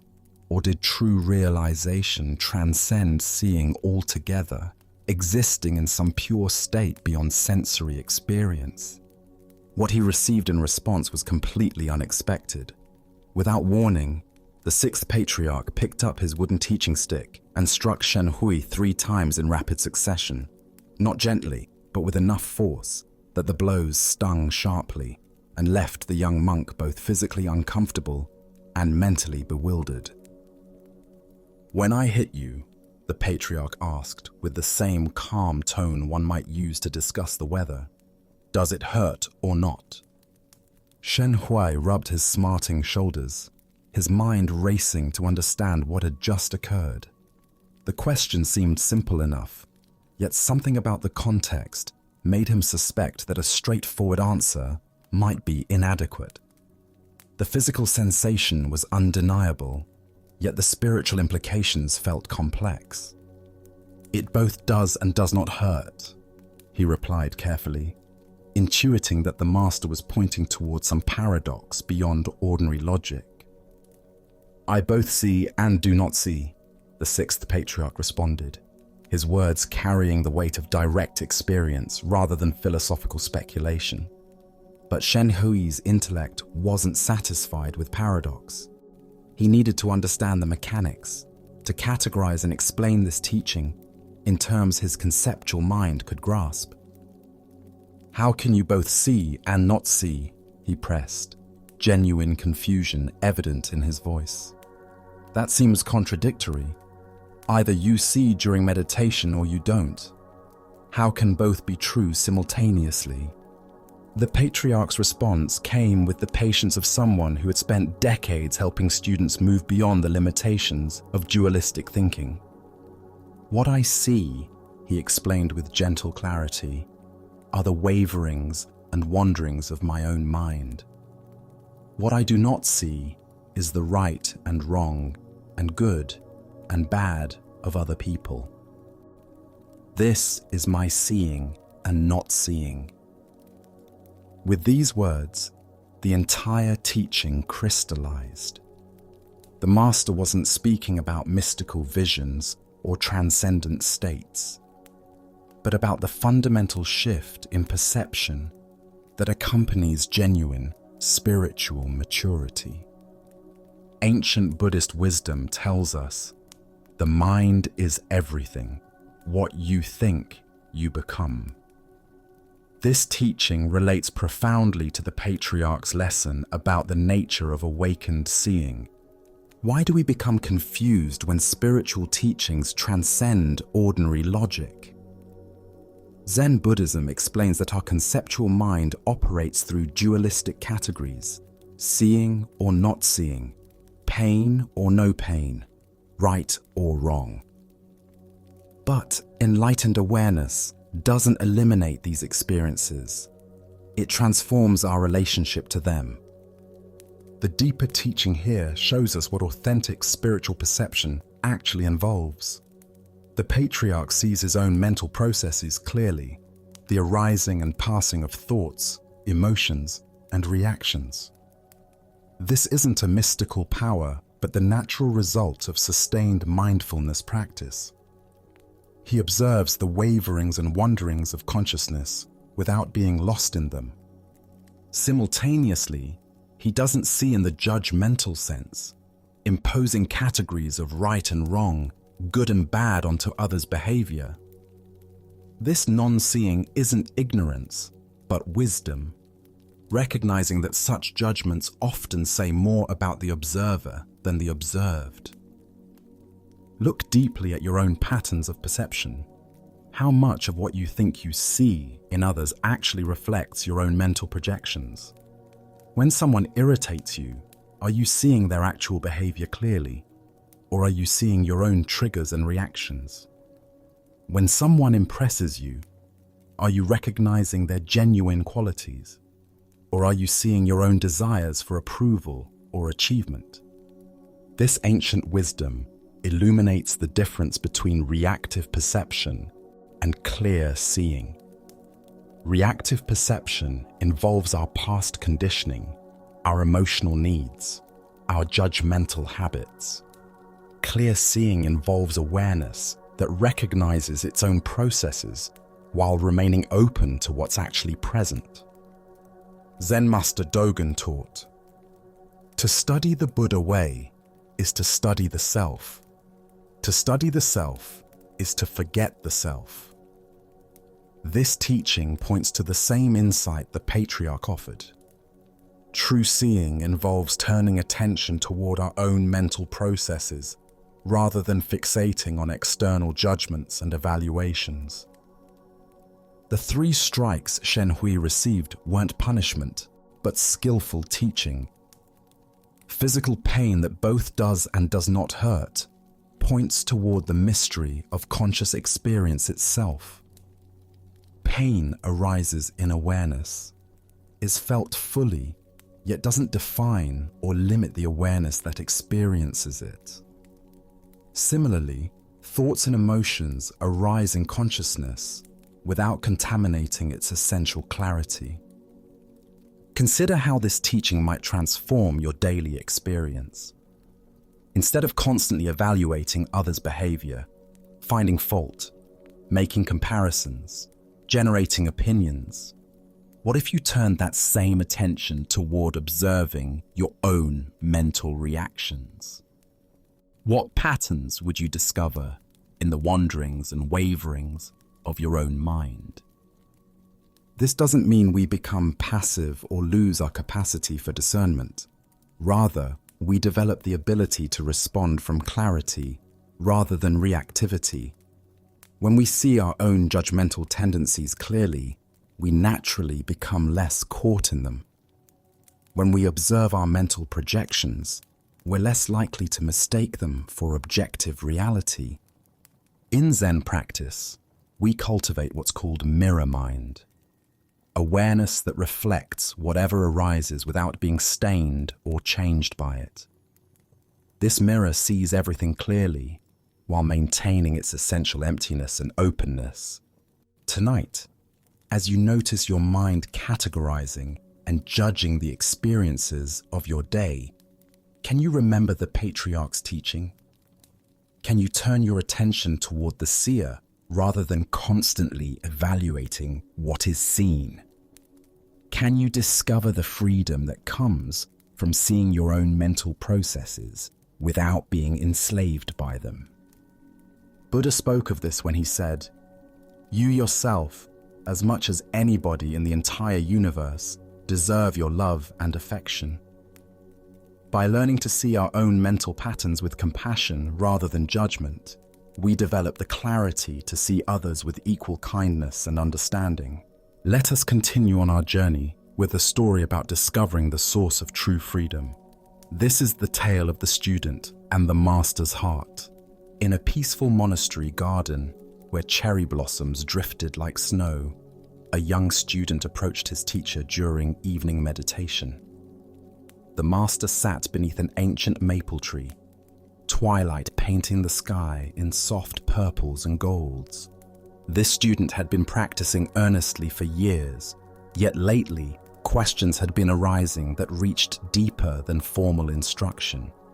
Taking a seat beside his teacher, the student gathered courage to voice what had been troubling him. "Master," he began quietly, "when I was young, I had a deep desire for my family and loved ones to be proud of me. I wanted to excel in studies, to accomplish things that would make them beam with joy. Were you ever the same way?" The master turned his gentle gaze toward the student, seeing in the young man's eyes the same earnest longing that had once driven his own seeking. After contemplative silence, he replied simply, "Yes, I was very much the same." The student felt relief at this admission. "Why did you desire their pride so intensely?" he asked. "What was driving that need for approval?" The master smiled with tender recognition. "I wanted them to feel they had more reason to love and accept me," he said thoughtfully. "If I could make them proud, surely their love would be secure and abundant. But the reason I desired this went even deeper." The student leaned closer, sensing they were approaching something essential.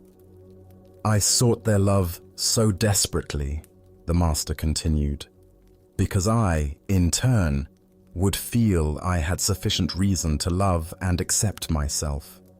I was seeking permission from others to feel good about who I was. Their approval would be evidence of my worthiness even to myself. That was what lay at the root of all my striving." The master paused, watching the first stars appear. "But then one day, I awakened to a revolutionary possibility. I realized I could ask myself a different question. What if I could bypass all external validation and simply learn to love and accept myself unconditionally? What if I didn't require anyone else's approval to feel genuinely good about my existence?"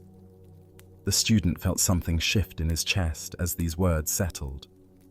"I imagined what it would be like if my happiness no longer depended on outer circumstances, on whether people approved or disapproved of my choices.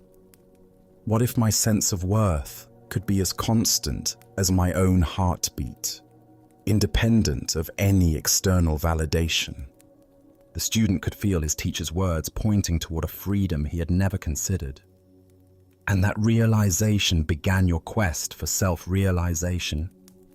"Exactly," the master nodded. That was when my true spiritual journey began, not with seeking something outside myself, but with discovering what was already complete within. After contemplative silence, the student asked, "And did you never again desire their pride? Did that longing completely disappear?" The master chuckled softly. "Oh, my ego certainly continued to desire approval. Conditioned patterns don't vanish overnight, but something fundamental had shifted in my relationship to those desires. I no longer completely identified with my ego as I had before." He gestured toward the darkening garden, where fireflies had begun their dance. "I learned to see those approval-seeking thoughts as passing phenomena, like these fireflies appearing and disappearing.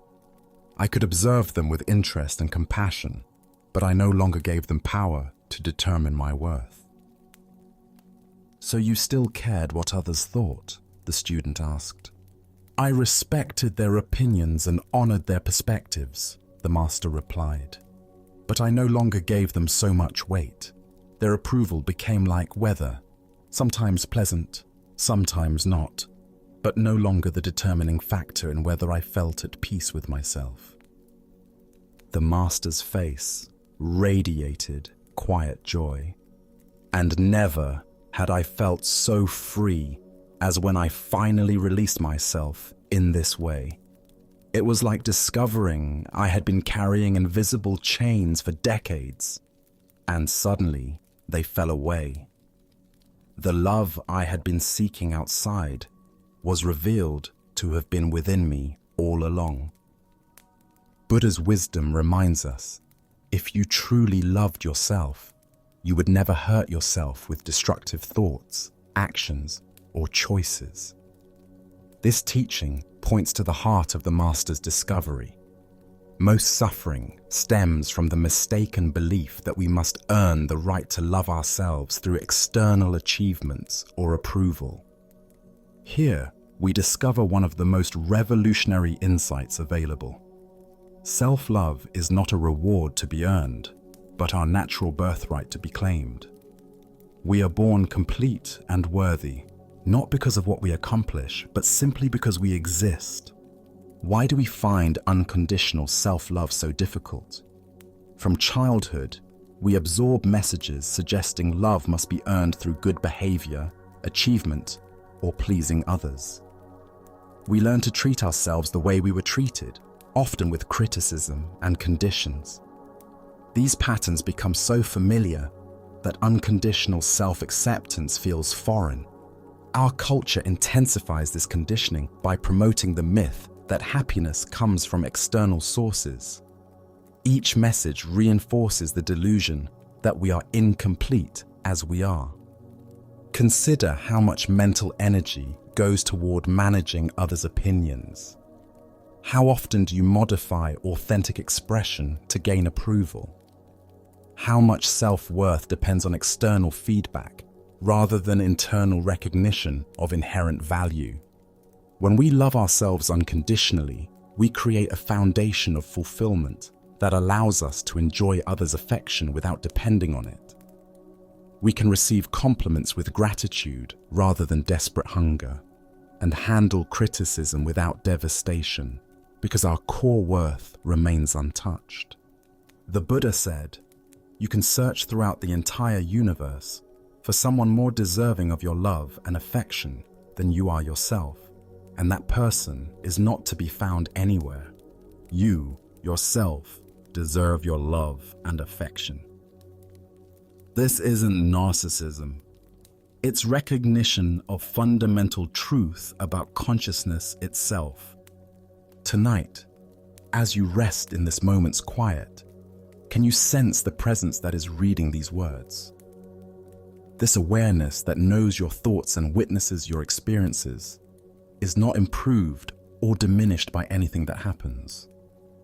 It remains constant and clear, like space itself. What would it be like to treat this aware presence with the tenderness it deserves? Perhaps you could offer yourself the same patience you'd give a beloved child learning, or the same compassion you'd feel for a friend in difficulties. As the Buddha taught, hatred is never appeased by hatred. By non-hatred alone is hatred appeased. Self-criticism is never healed by more self-criticism. Only by learning to love ourselves exactly as we are do we create inner conditions for authentic transformation. In discovering this unconditional love within, we find the freedom we sought through others' approval was always here, beating steadily in our own hearts. Let us continue our journey with a story about the transformative power of fearlessness and unconditional compassion. This is the tale of the thief and the Zen master. One quiet evening, as twilight painted the sky in shades of purple and gold, Zen master Shichiri Kojun sat in his simple home, reciting ancient sutras. His voice flowed rhythmically through the peaceful rooms, each word a meditation, each breath a prayer. The soft glow of candlelight danced across the walls as he immersed himself completely in the sacred texts, finding deep tranquility in the familiar verses. Suddenly, the serenity was shattered. The front door burst open with a violent crash, and a desperate man entered, brandishing a sharp sword that gleamed menacingly in the candlelight.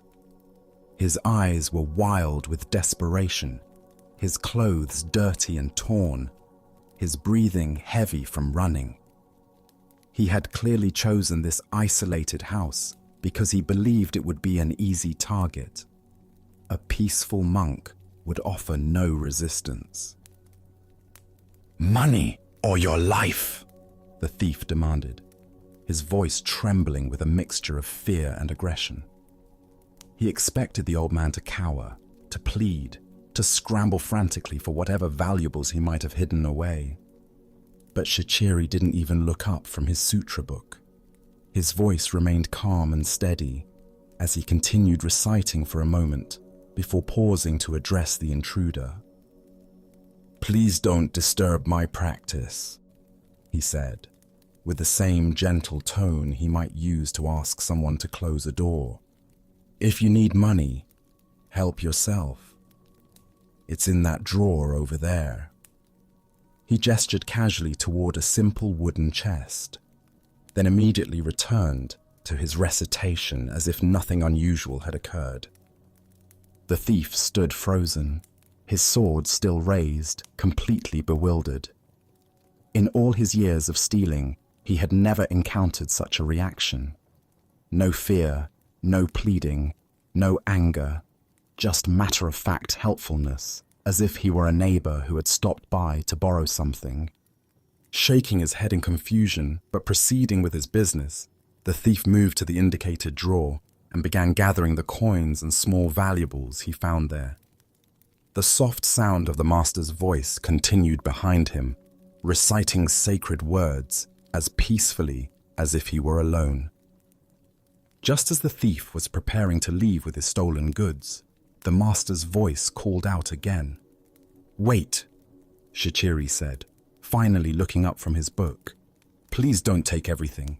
I need some of that money to pay my taxes tomorrow. Leave a little for me, won't you?" The thief stared at him in amazement. Here was a man who was being robbed, calmly negotiating the terms of his own robbery, as if they were conducting normal business. Almost without thinking, the thief returned some of the money to the drawer.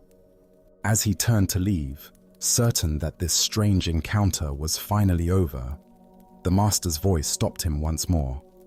"You took my money," Shichiri called out, his tone carrying a note of reproach. "And you didn't even thank me. That's quite rude, don't you think?"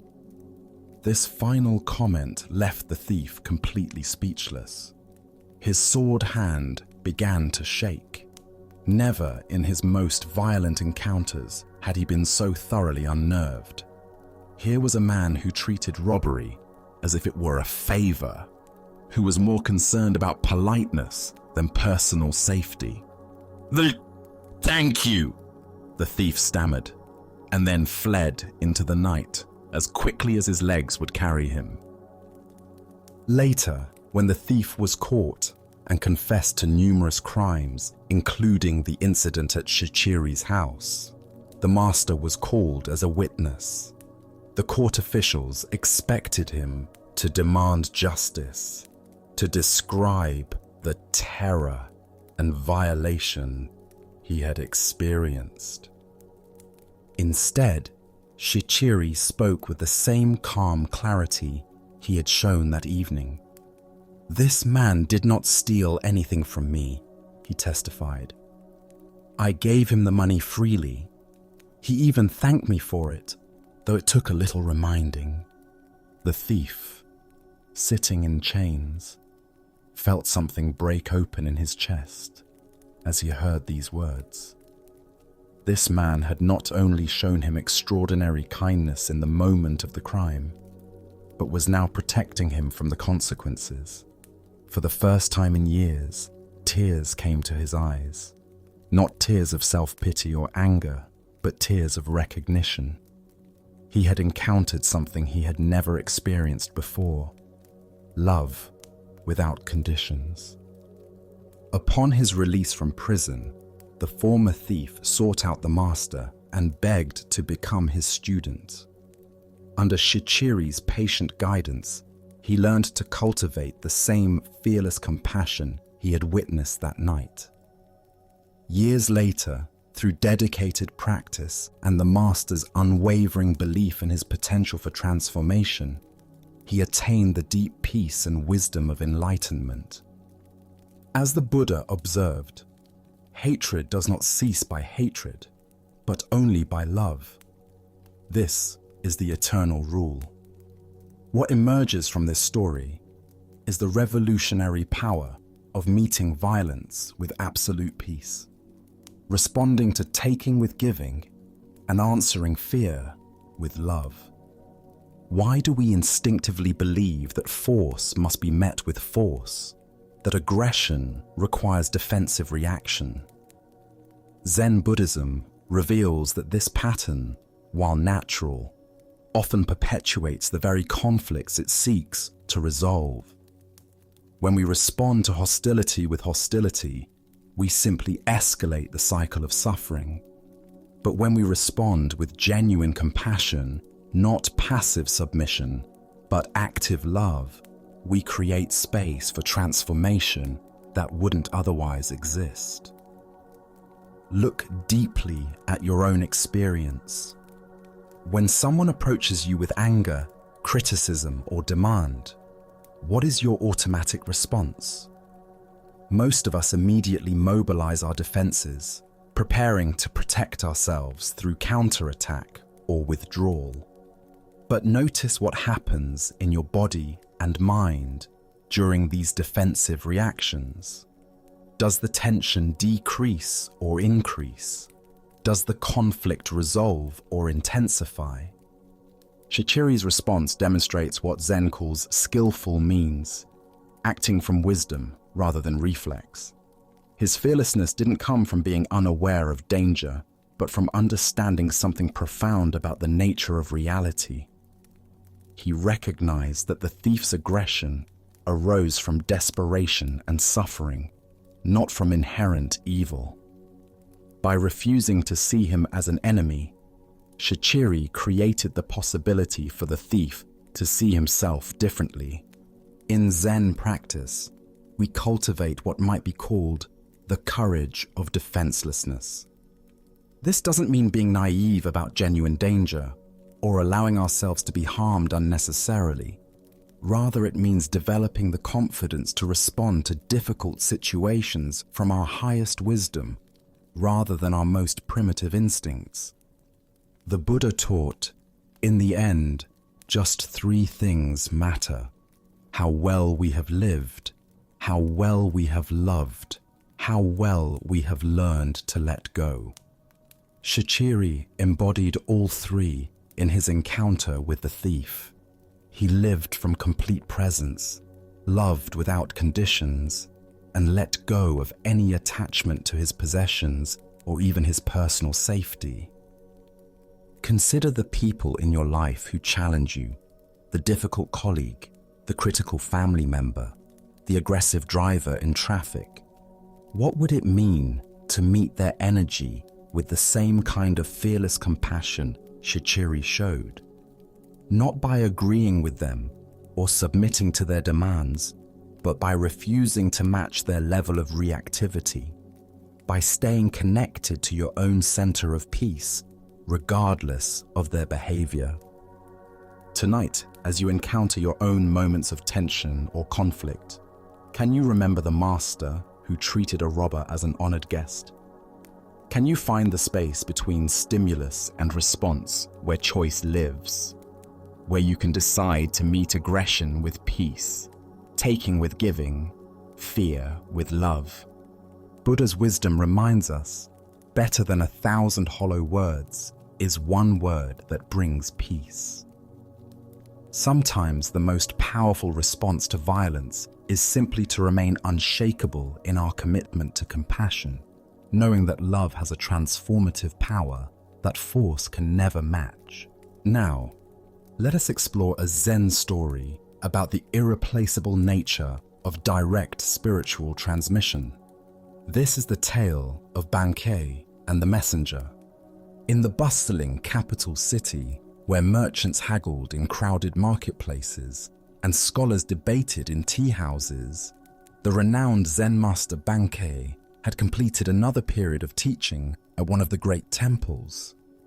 Known throughout the region for his profound insight and ability to point students directly toward their Buddha nature, Bankei maintained a simple practice of traveling between temples, offering instruction wherever sincere students gathered.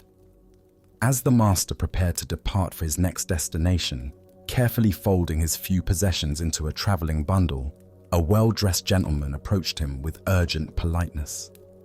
The man's fine silk robes and careful manner suggested someone accustomed to moving in aristocratic circles, likely a retainer or aide to one of the noble families that supported the temple.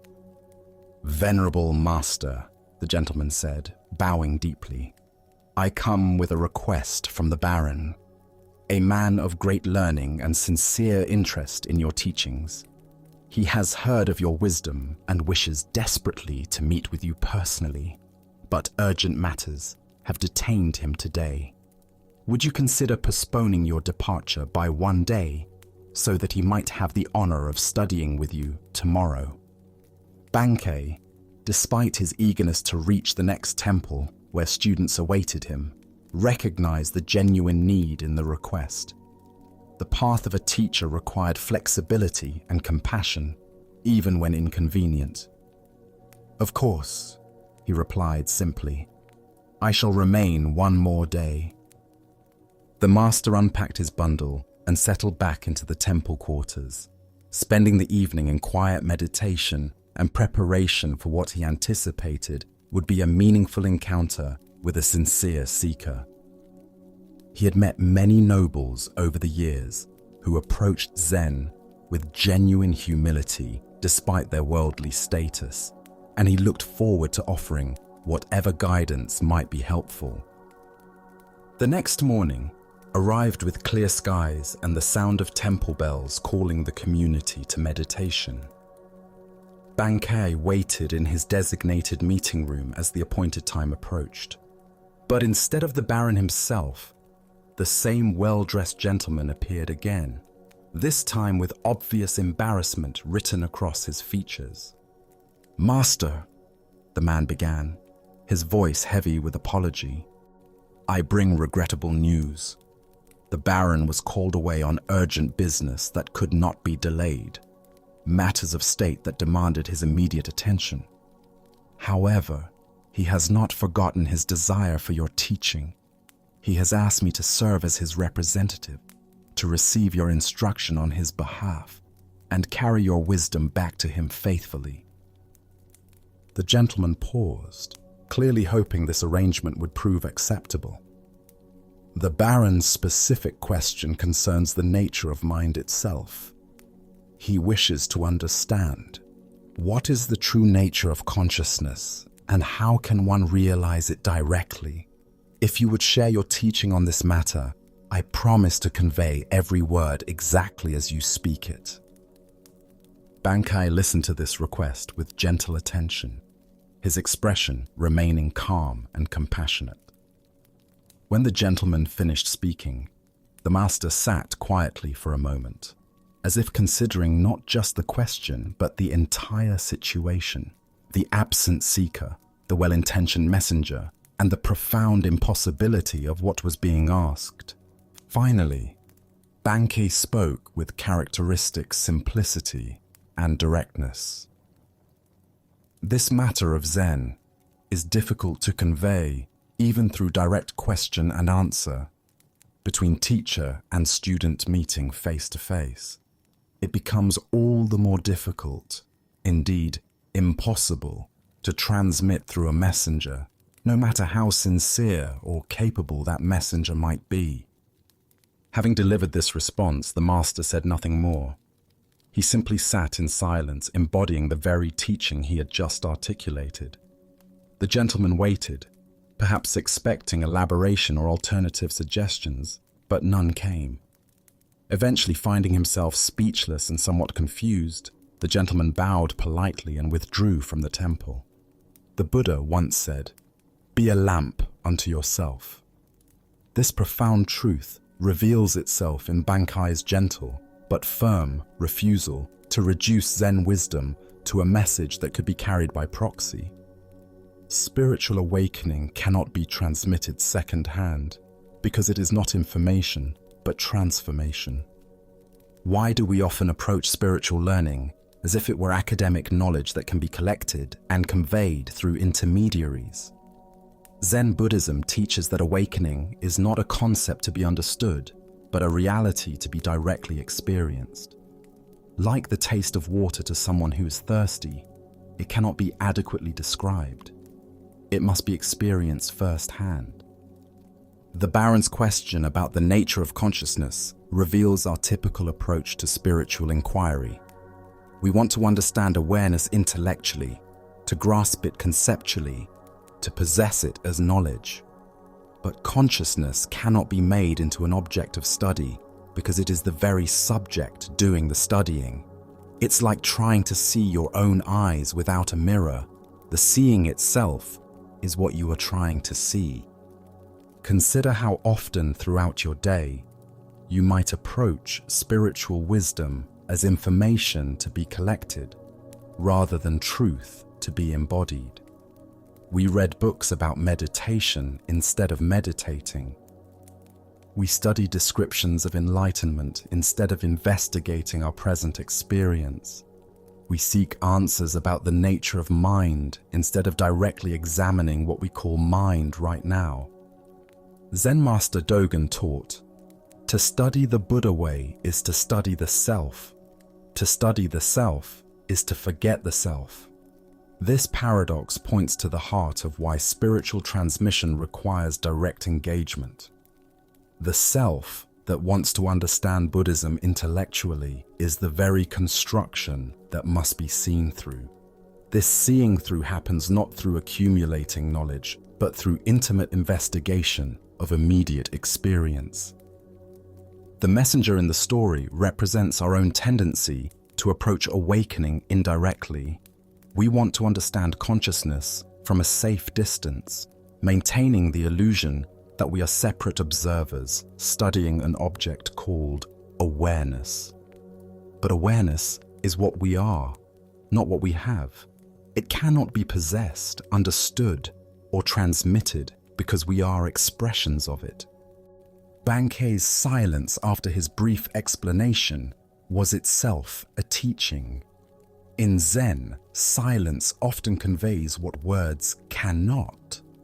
The gaps between thoughts, the space between breaths, the awareness in which all experiences arise. These cannot be captured in language, but can be directly recognized when we stop trying to grasp them conceptually.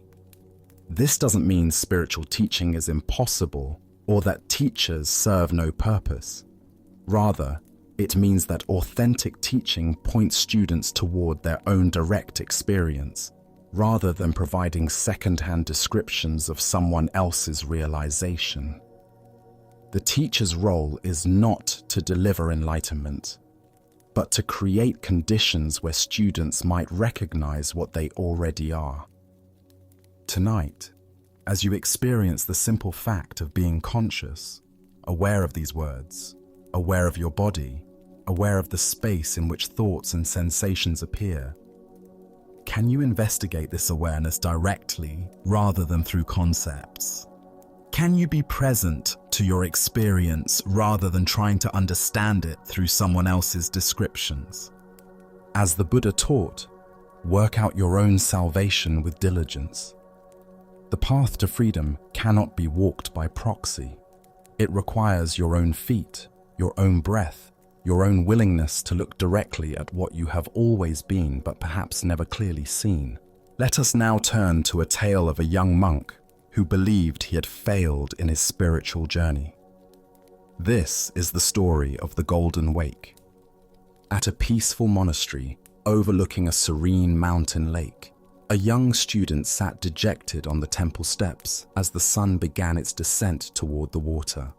His shoulders sagged with the weight of disappointment, and his eyes reflected the heaviness in his heart.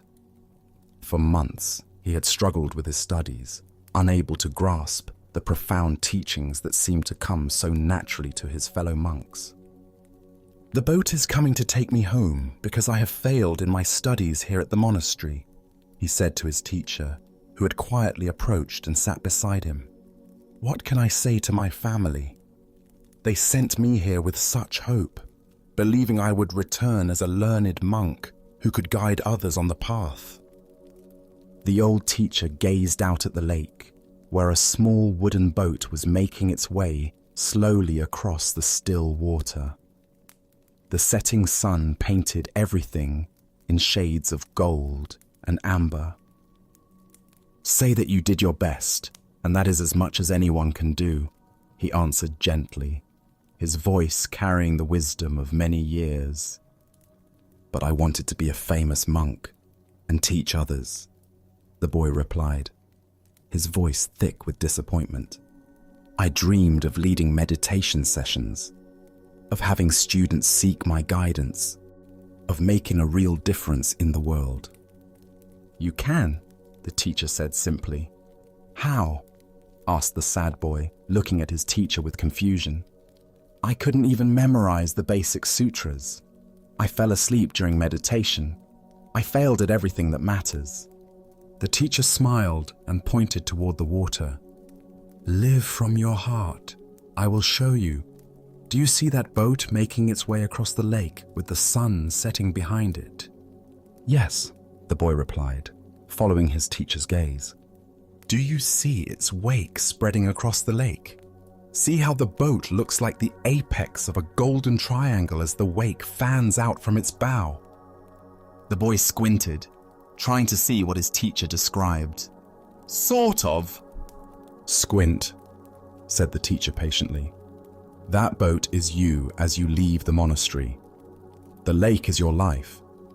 The wake is the effect that you will have on the world. Each ripple triggers another ripple, which triggers another. By constantly striving to live as wise and loving a life as you can teach the path of love to everyone you meet simply by being yourself. A few of these people will pass on your good example to others. Thus, the expanding golden wake of good works begets other good works. Most important, notice how each ripple catches the sun and bounces its light back to heaven." The boy watched in wonder as the simple boat continued its journey, the wake indeed forming an ever-widening triangle of light upon the water. Each small wave caught the golden sunlight and reflected it back toward the sky in countless sparkling points. "Would you come home with me and explain all of this to my father?" asked the boy, hope beginning to kindle in his voice. Buddha's wisdom reminds us, a candle loses nothing by lighting another candle. The deeper teaching here shows us that influence spreads not through grand gestures or perfect knowledge, but through the simple authenticity of a heart committed to goodness. Why do we believe that only formal credentials or recognized achievements qualify us to make a meaningful impact? Zen Buddhism points to our attachment to external validation and our misunderstanding of how wisdom actually transmits from person to person. We imagine that teaching requires a podium, a title, or a certificate, when in reality, the most profound lessons are shared through the quality of our presence and the integrity of our actions. Consider how often throughout your day you encounter people who touch your life not through their expertise, but through their kindness, their patience, or their simple human warmth. The grocery store clerk who greets you with genuine care, the stranger who offers directions with a smile, the friend who listens without judgment. These people create ripples that extend far beyond their awareness. In Zen practice, we cultivate what might be called unconscious teaching. This is the natural transmission that occurs when we align our actions with our deepest values. Like the boat on the lake, we may not see our wake, but it spreads inevitably behind us, touching shores we never knew existed. The Buddha said, "Thousands of candles can be lighted from a single candle, and the life of the candle will not be shortened." Happiness never decreases by being shared. Each moment of authentic living becomes a teaching. Each act of compassion creates ripples. Each choice to respond with wisdom rather than reactivity sends light back toward heaven. Tonight, as you reflect on your own journey, can you see the golden wake you're already creating? Perhaps it's in the patience you show a difficult family member, the encouragement you offer a struggling colleague, or the simple presence you bring to everyday encounters. The light you reflect may be illuminating paths you've never imagined. Let us now turn to a story about the deceptive nature of appearances and the masks we wear in seeking acceptance. This is the tale of the hungry abbot and the generous robe. In a bustling merchant quarter of an ancient Chinese city, where silk traders and wealthy families built elaborate houses behind high walls, there lived a man whose prosperity was known throughout the region. His mansion boasted carved jade doorways, courtyards filled with exotic birds, and servants who attended to every detail of daily life. This man took great pride in his position and was particular about maintaining his reputation among other prominent citizens. One morning, as autumn rain fell steadily on the cobblestone streets, a figure approached his ornate front gate.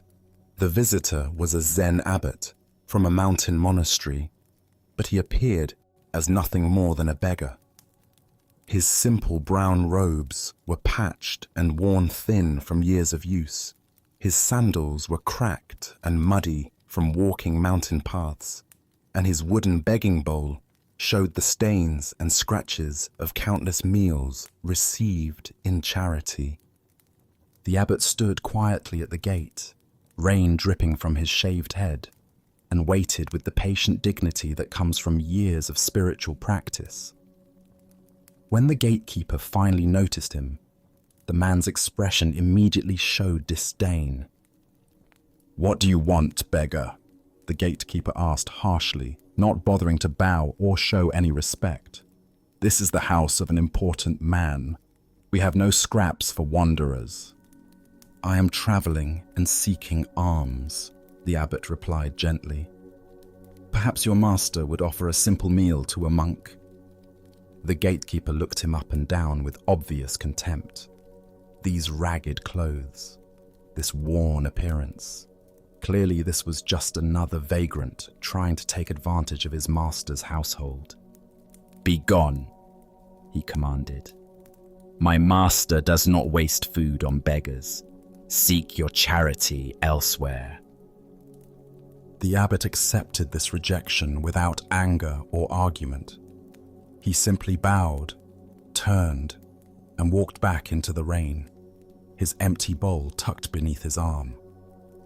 Several hours later, as the afternoon sun broke through the clouds, the same figure returned to the same gate. But now everything had changed. The abbot wore his formal ceremonial robes, rich golden silk embroidered with intricate patterns, a magnificent purple sash across his shoulders, and prayer beads carved from precious wood. His bearing remained humble, but his appearance now spoke unmistakably of high spiritual rank and monastery wealth. This time, when the gatekeeper saw him approaching, his entire demeanor transformed. "Welcome, honored master," he exclaimed, bowing deeply. Please enter. My master will be so pleased to receive such a distinguished visitor." The rich man himself hurried out to greet the abbot personally, offering elaborate bows and flowery words of welcome. "Venerable sir, what an honor for our humble household. You must join us for our finest meal. Please allow us to serve you." They ushered the abbot into their most elegant dining room, where servants quickly prepared a sumptuous feast. Delicate fish, perfectly seasoned vegetables, fragrant rice, and sweet desserts filled the low table. The rich man sat opposite the abbot, beaming with pride at his ability to host such an important religious figure. As the first course was served, the abbot did something completely unexpected. Instead of eating, he carefully removed his beautiful ceremonial robe and folded it with great attention. Then, with deliberate precision, he placed the folded robe directly in front of the feast, as if it were the honored guest. Standing up with quiet dignity, the abbot spoke clearly so all present could hear. "This meal is not for me, it is for the robe." Without another word, he walked out of the house, leaving behind both the magnificent feast and the rich man's stunned realization of his own superficial judgment. Buddha's wisdom reminds us, judge not by appearances. A rich heart may be under a poor coat. Here we discover how our fixation on external appearances creates barriers to genuine human connection and spiritual understanding. Why do we judge others so quickly based on their clothing, status symbols, or outward presentation? Zen Buddhism points to our conditioned mind's habit of creating categories and hierarchies based on surface appearances. This mental shortcut allows us to feel we understand people without the more challenging work of seeing their true nature. The rich man's household represents a pattern we all recognize in ourselves. How differently do we treat the well-dressed stranger versus the poorly dressed one? How does our attention change when someone mentions their impressive job title versus their humble occupation? How does our respect shift when we learn someone's wealth or poverty? This ancient wisdom illuminates our tendency to project worth onto external symbols, rather than recognizing the inherent dignity of every person. The abbot remained exactly the same person in both encounters.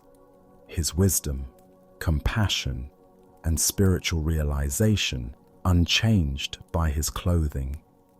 Yet the household's treatment of him transformed completely, based solely on appearances. Look deeply at your own patterns of judgment. Perhaps you find yourself making assumptions about people in expensive cars versus old vehicles, designer clothes versus thrift store finds, prestigious addresses versus modest neighborhoods. Each of these judgments reveals how we've been conditioned to equate external appearance with internal worth. The story points us toward a fundamental question about authenticity. If we receive a different treatment based on our presentation, Which version of ourselves is real? Are we the person in casual clothes running errands, or the person dressed professionally for important meetings? Are we the one seeking help, or the one offering it? In Zen practice, we cultivate what's called original face, the authentic self that exists beneath all roles, costumes, and presentations. This original face doesn't change whether we're wearing rags or ceremonial robes, whether others treat us with respect or dismissal. Zen Master Bankei taught, "Your original face is not born and does not die."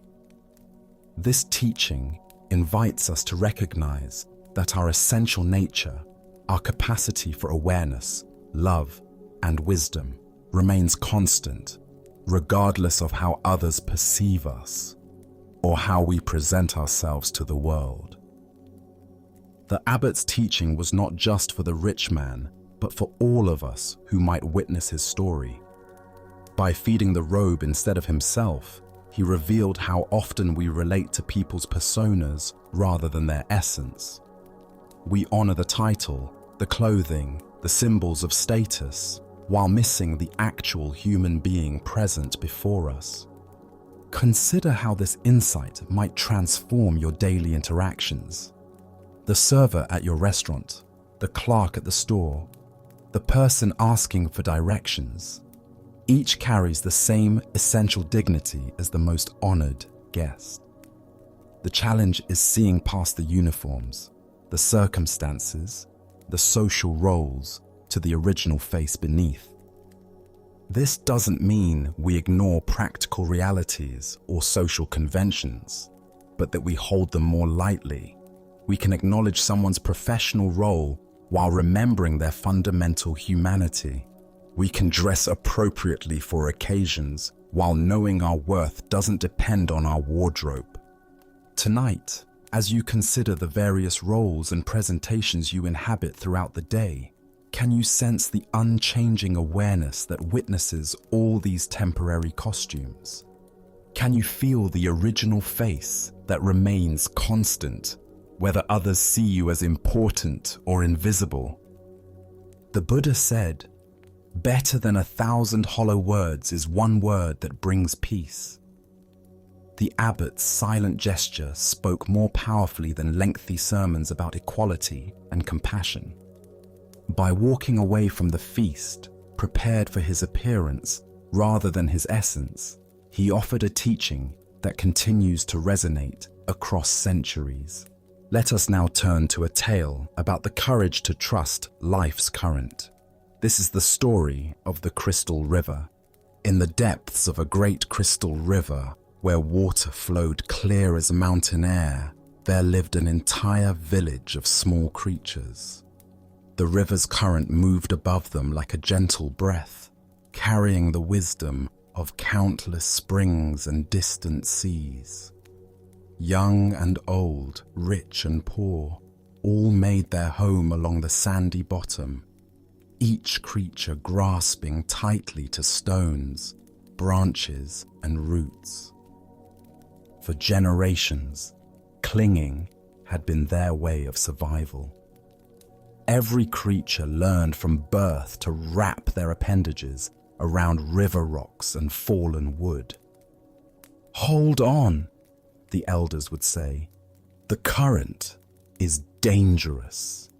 It will sweep you away to places unknown. Safety lies in staying exactly where you are." But one small creature grew weary of this endless grasping. Day after day, he watched the current flow overhead, seeing how it moved with such purpose and grace.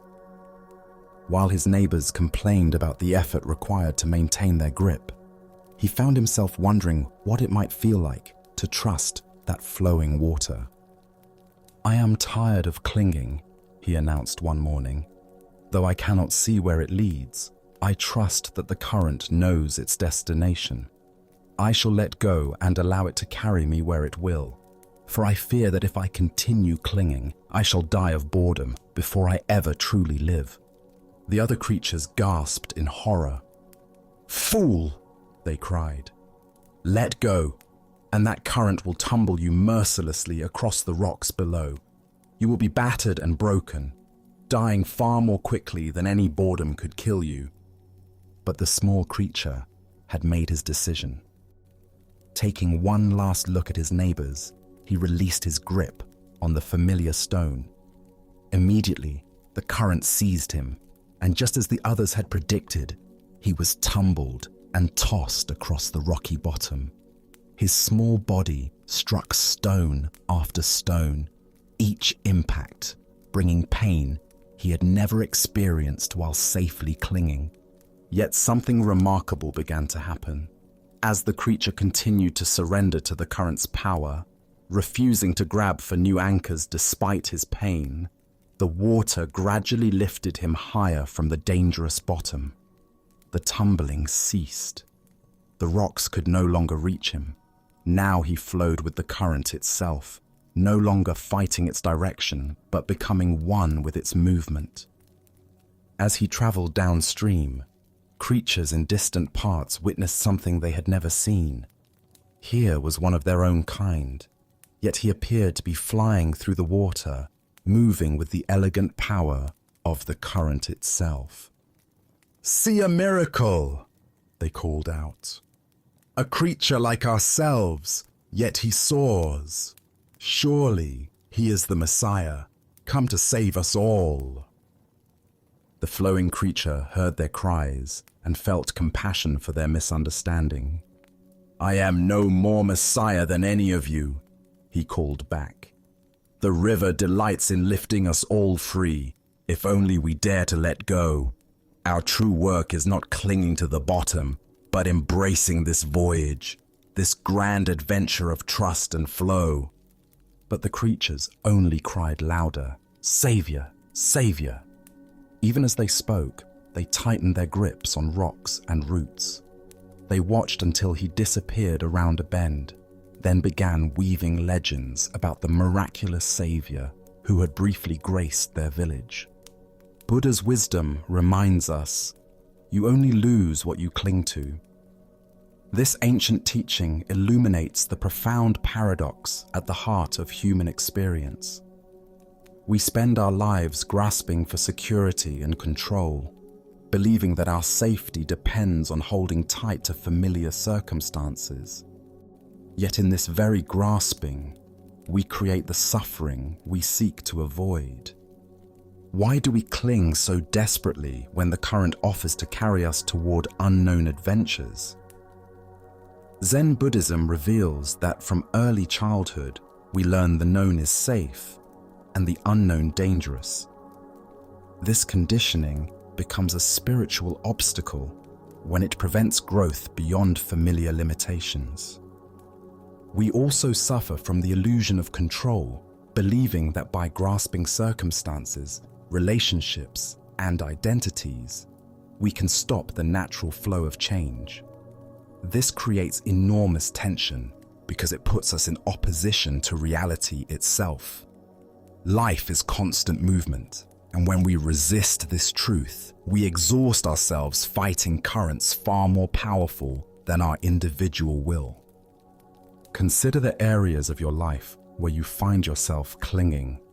Perhaps it's a relationship that has outgrown its original form, a career that no longer brings joy, or an image of yourself that now constrains your growth. The current of change will flow whether we resist it or not.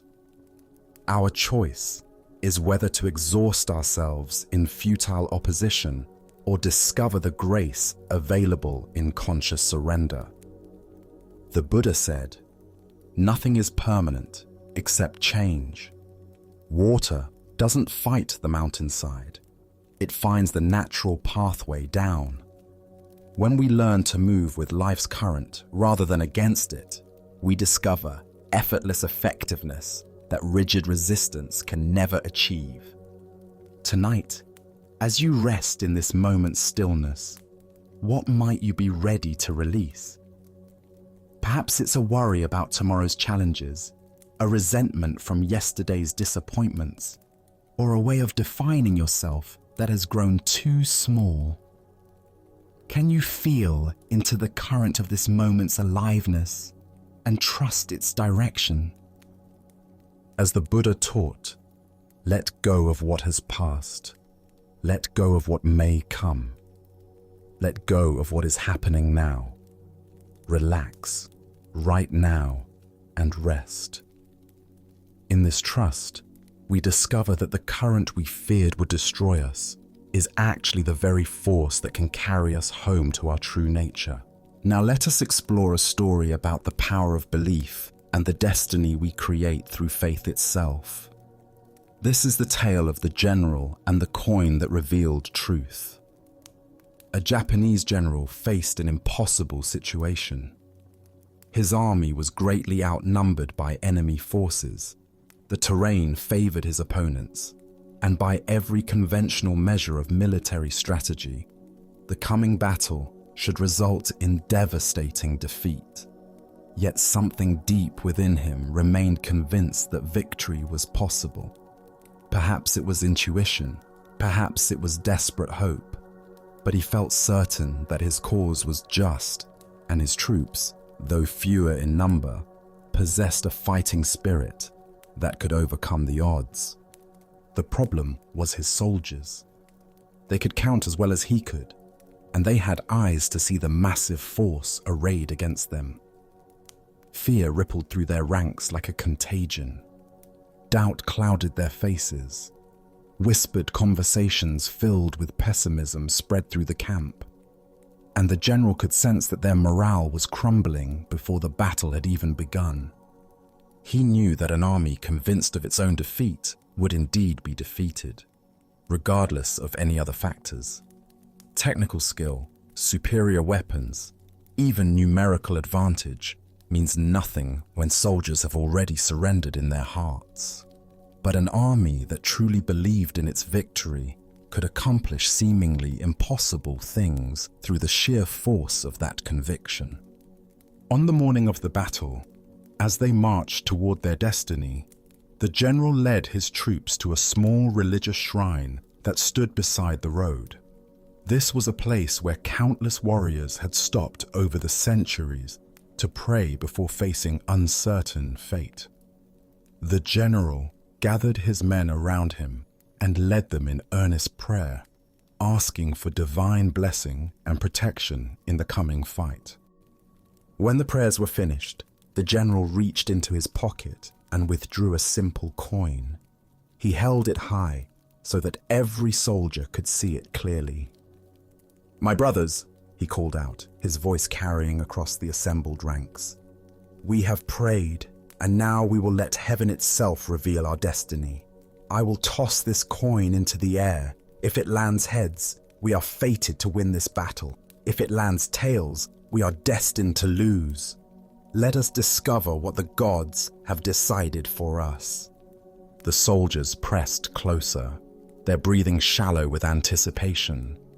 Everything seemed to depend on this single moment, this one flip of metals spinning through the morning air. The general tossed the coin high, and every eye followed its arc as it rose, hung suspended for an instant against the sky, then fell back, down to earth. The coin landed and lay still in the dust. It was heads. A cheer erupted from the troops that could probably be heard for miles. Soldiers who had been grim and fearful moments before now laughed with joy and embraced each other with renewed confidence. The gods had spoken. Victory was assured. Their cause was blessed by heaven itself. Filled with this divine confidence, the soldiers attacked their enemies with such fierce determination and coordinated power that they achieved exactly what the coin had predicted. Against all odds, they won a decisive victory, routing forces much larger than their own and securing a triumph that would be remembered for generations. After the battle, as the general walked among his celebrating troops, his lieutenant approached him with wonder in his eyes. "General, the lieutenant said. "What an incredible thing. The coin revealed our true destiny, just as you said it would. Surely no human power can change what heaven has decreed." "You are absolutely right," the general replied with a knowing smile. He reached into his pocket and withdrew the coin, holding it so his lieutenant could examine it closely. "No one can change destiny." The lieutenant looked at the coin and gasped. Both sides showed heads. The Buddha once said, "All that we are is the result of what we have thought. The mind is everything. What we think, we become." Here we discover the profound truth that destiny is not something that happens to us, but something we create through the power of our own beliefs and expectations. Why do we so readily assume that fate is beyond our influence, when our own minds play such a crucial role in shaping what unfolds? Zen Buddhism teaches that while we cannot control all external circumstances, we have tremendous power over the internal conditions that determine how we respond to whatever arises. The general understood something profound about human psychology and the nature of reality itself. He knew that his soldiers' belief in victory was more important than their numerical disadvantage.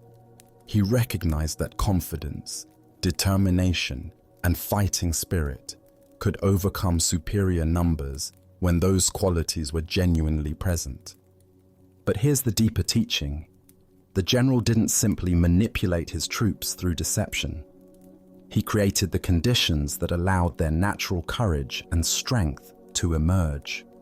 The soldiers possessed the ability to fight brilliantly all along. They simply needed to believe in themselves and their cause.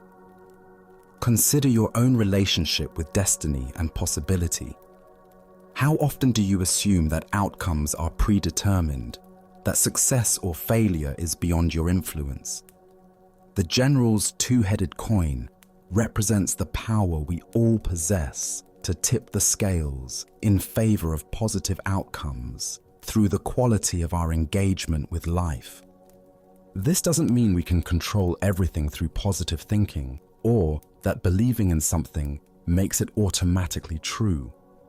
The soldiers still had to fight the battle. They still had to demonstrate actual skill and courage. But their belief in victory created the psychological conditions that allowed their best qualities to manifest. In Zen practice, we learn to work skillfully with both effort and surrender, both intention and acceptance. We recognize that while we cannot dictate specific outcomes, we can profoundly influence the energy and attention we bring to any situation. This quality of engagement often determines whether we experience success or failure, regardless of external circumstances. Zen Master Huang Po taught, "The foolish reject what they see, not what they think. The wise reject what they think, not what they see." The general was wise enough to see that his soldiers' thoughts about the battle were more influential than their thoughts about their numerical disadvantage. He worked with the reality of psychology rather than fighting against it. Look deeply at the various challenges and opportunities in your own life. Where might you be carrying a tails mentality, assuming defeat before you fully engaged, focusing on obstacles rather than possibilities, letting fear determine your level of effort? And where might you need to create your own two-headed coin, a practice or perspective that consistently orients you toward positive engagement regardless of circumstances? The Buddha taught, "We are what we think. All that we are arises with our thoughts. With our thoughts, we make the world." This isn't magical thinking, but recognition of the creative power of consciousness itself. When we approach situations with genuine confidence, clarity, and commitment, we often discover capabilities we didn't know we possessed. Tonight, as you consider the battles you're facing and the outcomes you're hoping for, can you find your own version of the general's wisdom? Can you create internal conditions that support your highest possibilities rather than your deepest fears? Can you recognize that while you cannot control destiny, you have profound influence over the beliefs and attitudes that shape how destiny unfolds through you? Buddha's wisdom reminds us, thousands of candles can be lighted from a single candle, and the life of the candle will not be shortened. Happiness never decreases by being shared. The general's confidence lit the flame of belief in every soldier's heart. Sometimes the most powerful thing we can do is create the conditions that allow others and ourselves to discover the strength that was there all along. As our time together draws to a quiet close, take a moment to notice the stillness that has found you. Can you feel how this deep calm is not something you had to build or acquire, but rather something you've simply allowed to surface? This tranquility you feel is your own inherent nature, a quiet reservoir that is always there, waiting just beneath the surface of your thoughts. The Buddha once offered this gentle guidance.